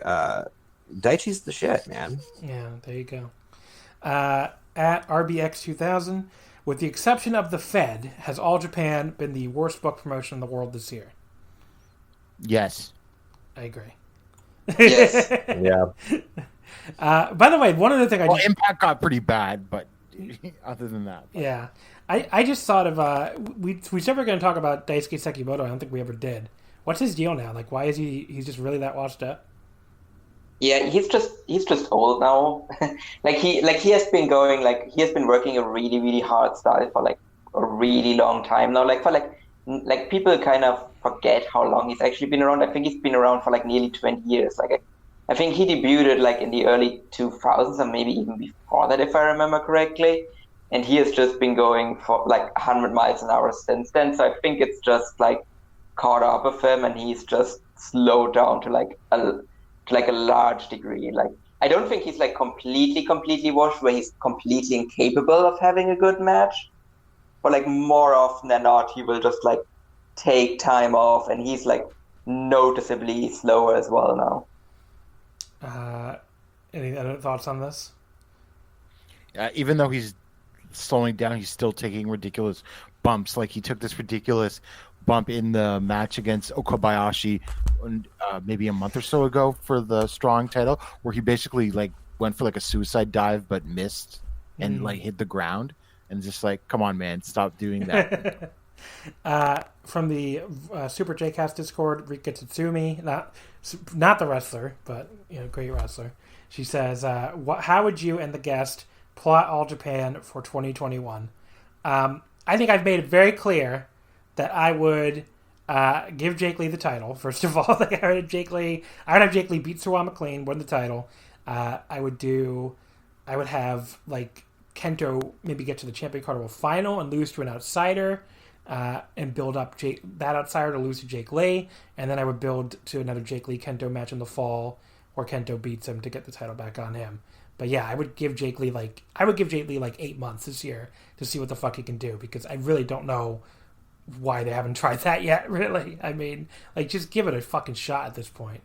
But that's clearly one. I think I made that very clear. That's what I would do. I don't know if anybody else has any. I'd break up the Violent Giants, and I would have Lee beat Suwama for the title. Then I'd have Kento win the Champion Carnival, but lose to Lee, challenging him. And then if Nomura returns, I think you could probably do like longer term Nomura versus Lee for the title thing too. Yeah, I was going. Maybe just I was just saying I was going on the basis Nomura title on Yuma. I'm sorry, we're talking over each other. I was going to say I was going on the basis that Nomura is not able to come back. If he is, then I like your plan even better than mine. But go ahead, Paul. Yeah, I would just go wild and just like pull the title switch like right away at the start of the year and just put the title on Yuma and just see how it goes. You're at the stage now where you just have to try something. And I think like Yuma Yagi isn't the worst choice. And then like if it doesn't work, you can always like put the title back on Kento, like, which is a safe choice. But like at least it's better than whatever Suwama is doing at the moment. And I would also, like as Gerard said, I would break up the Violent Giants and I would seriously downcycle both of them. Like I would just have all of the younger guys like just beat both of these men like a drum, and would just downcycle them to like something similar to like the New Japan dad status that like Yuji Nagata and the like have now. So like where they just like work with the younger guys and help them develop, because I think that's probably a much better position for them to be in, like at the top of the card. And just on their way down, I would just have them put over everyone, like get beaten by Jake Lee, get beaten by Yuma, like they don't really need to beat Kento, but like I would have Ashino like beat both of them, and I would have Ashino beat both of them like decisively as well in like short matches where he just almost squashes them. John, do you have any other thoughts on what All Japan should do? I mean, I would stick the tag belts on Kento and Yuma, because I don't think Yuma's ready for that big belt. But then again, thinking people aren't ready for the big belt in All Japan is why they're a disaster. So I don't know. But you put the tag belts on those two, make those belts matter again without Violent Giants. Upgrade Yuma. Anytime Yuma's in the ring with Kento one way or another, he's looking good. And then I get down on my hands and knees and pray that Naoya Nomura comes back soon. Because that's to me, that's the big hope. He's the only chance of someone making a dent who's not named Kento. And if he doesn't come back, I don't know what you do. Put it on Lee, put it on anyone. Who cares? Just get it off Suwama. Finally, the last question here from Mark says, Noah seems to have a great year for the most part after being bought by Cyber Agent. and finally being on solid financial footing. What do you think they should or need to do next year to help continue the growth and success they've had this year? I don't have a ton of advice for them because I think everything they're doing is clicking pretty well. Don't put the title on Muto. What? See, do you really think that's that big of a... Because I've seen people say that they're going to like freak out if they do that. I don't have any problem with Muto beating Go and then losing to Kaito, if that's what they're going to do. But it's like a 2-month reign. Well, that's the thing. That's the question. We don't know how long that reign is. Yeah, that's fair. If he wins, I'm sure Kaito's going to beat him. But when does that happen? If it's like a month or two later, I have no problem with it. But if it's longer, then I agree that I don't need to see a bunch of Muto title matches in 2021. But anyway, what the thing I was going to say was, I guess I think they're on a pretty solid trajectory. I would say maybe figure out a way to book your junior division that makes a little more sense. Is the best advice I could give them, because it's very, very nonsensical right now. It's not even something I hate, but it's like, it's just kind of stupid. I mean, just kind of figure something out there and like, let's have some stability in that division for a while. But yeah, I don't have a ton of, I mean, I would kind of just say keep on keeping on. I mean, I think being the anti-New Japan in a lot of ways right now is helping them a lot. And I would definitely do not start doing run-ins, because like people seem to like them as a refuge from the current run-in plague New Japan. So definitely keep with the clean finishes for as long as they can. At some point, I wouldn't cycle down Sugiura, but I would cycle down Segura, the older Segura Gun guys, because they're always like second or third from the top. I think that's space that could be made for your own talent sooner rather than later. Yeah, that's fair. Paul, do you have any thoughts? Yeah, I would also I would obviously revamp the junior division a bit. Like, they have some younger guys coming up, and hopefully they'll be ready to fill the ranks, because pretty much everyone in that junior division isn't the Noah Trueborn. They all come from somewhere else, and especially Hayata to me needs to be relegated to opening match duty, because he's fucking garbage. He actually would have been my vote for worst wrestler of the year, because he's just so completely and utterly awful. Every time he shits the bed, and he's actually pushed in that promotion to some degree. Maybe not as a singles guy, but he is the junior tag champ more often than not, and I just don't get why he gets this much attention by the promotion, because he's just horrendous. I mean, yeah, people lump the two of them in, Yohei and Hayato, but Yohei's a lot better than Hayato, I think, anyway. But I just came up with what the Noah Juniors have to do. Yeah. Sign Yusuke Okada. There you go. He's gonna go to Cyber Age, I think, but he might go to DDT. I think he would be I understand why people think he would fit in DDT, but I think he would just kill it in Noah. We didn't mention that. So for people who don't know, he left All Japan at the end of the year after they booked him bizarrely, which I guess turned out to be, the burial, because they knew he was leaving to go be with his mentor Akiyama, probably. But yeah, he did. He is officially, it's he's going freelance right now, right? Yes. So we don't know where he's going to end up exactly. John, do you have? Well, he had dinner with Akiyama the day after he left All Japan, so that seems to be really that seems like a very obvious tip of where he's headed. Didn't Akiyama didn't his tweet say something like I had lunch with the reckless man who chose to go free or something? It was kind of funny. But John, what do you have as your advice for Noah? I think they're doing almost everything right. I mean, I understand from afar having Muto come win the belt and drop it to Kiyomiya, though I do wonder, after these last 3 matches we've just watched Go have, how am I going to believe that Muto can hurt Go Shiozaki? People wrestle Muto like they have kid gloves on, like they're going to break them. So that's going to suck, but I get it. The juniors, I don't care what you do. Just let me watch Daisuke Harada every so often, and that shit's a lost cause. I don't care what you do down there. I mean, we didn't mention Cedar for Noah before, but the production values that Abima have behind them now is so great. I mean, it really stood out to me watching that Go Shiozaki Nakajima build the match and the pre-match video. And it's just, yeah, I mean, it's basically, obviously they do a great job at DDT too, but I know a lot of people watch DDT because of the comedy and stuff. So it's great seeing another high-end, serious Puro company with, high-end production values under the New Japan. And I think in some ways they do a better production than New Japan does now. I mean, it just feels really, really like big league. I want to know what those meters say so bad. It kills me not Buddy, knowing what those little meters say. Just learn katakana. It's not that hard. Like you'll know most of them for katakana if you just know the katakana, because they repeat all over and over again. It's like speedo, like pow. It's like all English loan words, so you don't even have to like know the word in Japanese. But I don't know. I'm shaming you for not knowing katakana, but it's not that hard to learn katakana. Come on, John. It's a very simple alphabet. Anyway, actually, maybe do they do speedo or do they do hayai or hayaku or like the actual Japanese? I don't know if they do or not. Someone can write in and tell me. They definitely do like powa, which is like power. So anyway, let's wrap this up here. First of all, thank you all for coming on. Had a great time. Really appreciate all of your expertise here with all these different promotions. Paul, anything you want to plug? Yeah, just generally my writing on Voices of Wrestling. Hopefully soon should be able to finish my stuff for the for your consideration Match of the Year series that have been going on. Like, I think that overall, like, you should definitely read that, not just my thing that hopefully should drop soon, and then our Secret Santa thing is going on as well. And then otherwise, yeah, just find everything I write about on Voices of Wrestling. Gerard? The All Japan coverage at Voices of Wrestling will continue for the foreseeable future. I am not ready to throw in the towel despite as negative as I am. Actually, the most negative I've been on the company in quite a long time.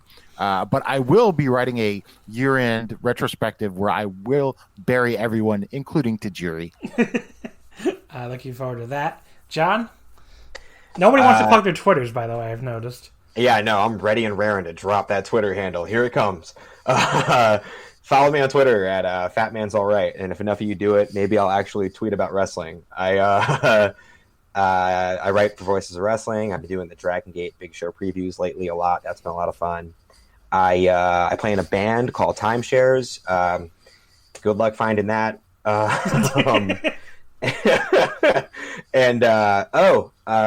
Something I could plug. My buddy, I play guitar for a songwriter, Roger Harvey, a friend of mine. He just put up a big show, YouTube show. He put together performances from a bunch of great artists, people like the Menzingers, Laura Stevenson, Brian Fallon. I made an appearance on that. It's raising money for NEVA, I think it's pronounced, trying to keep venues afloat while the pandemic is killing live music. So check that out. Search Roger Harvey on YouTube. You'll find it. And that's all I got. Alrighty. Of course, you can follow us on Twitter at Wrestling Omakase. Wrestling Would Not Fit. Next week, I've mentioned this a few times already, but it's already in the can. Our New Japan year in review episode will be on the free feed. It was a great time. Myself, Rich and Joe from the flagship, and Damon and Joel from the Super J-Cast. So all five of us on there. We go 2 hours. Really more of a debate format, talking about Evil, talking about New Japan booking, and why it's like New Japan fell off in the West this past year, and what factors you can and can't blame, and all that stuff. But also all of our match of the year picks and all that good stuff too. All the different awards. So I had a lot of fun with it. That will be coming on December 26th, probably on Saturday the 26th. So like a late Christmas present for everybody. Don't forget about the Patreon, patreon.com/Wrestling Omakase for more year interview content for Joshi and DDT. In the meantime, thank you as always for listening, and I will see you next time. If you're a defender fighting to protect your organization from cyber attackers, you must be successful ending attacks every single time. They only need to be successful once. Cyber Reason reverses the attacker's advantage. Our future-ready attack platform gives defenders the wisdom to uncover, understand, and piece together multiple threats, and the precision focus to end cyber attacks instantly. Together, we are the defenders. Cyber Reason. End cyber attacks. From endpoints to everywhere. Learn more at cyberreason.com. That's CYBEREASON.com.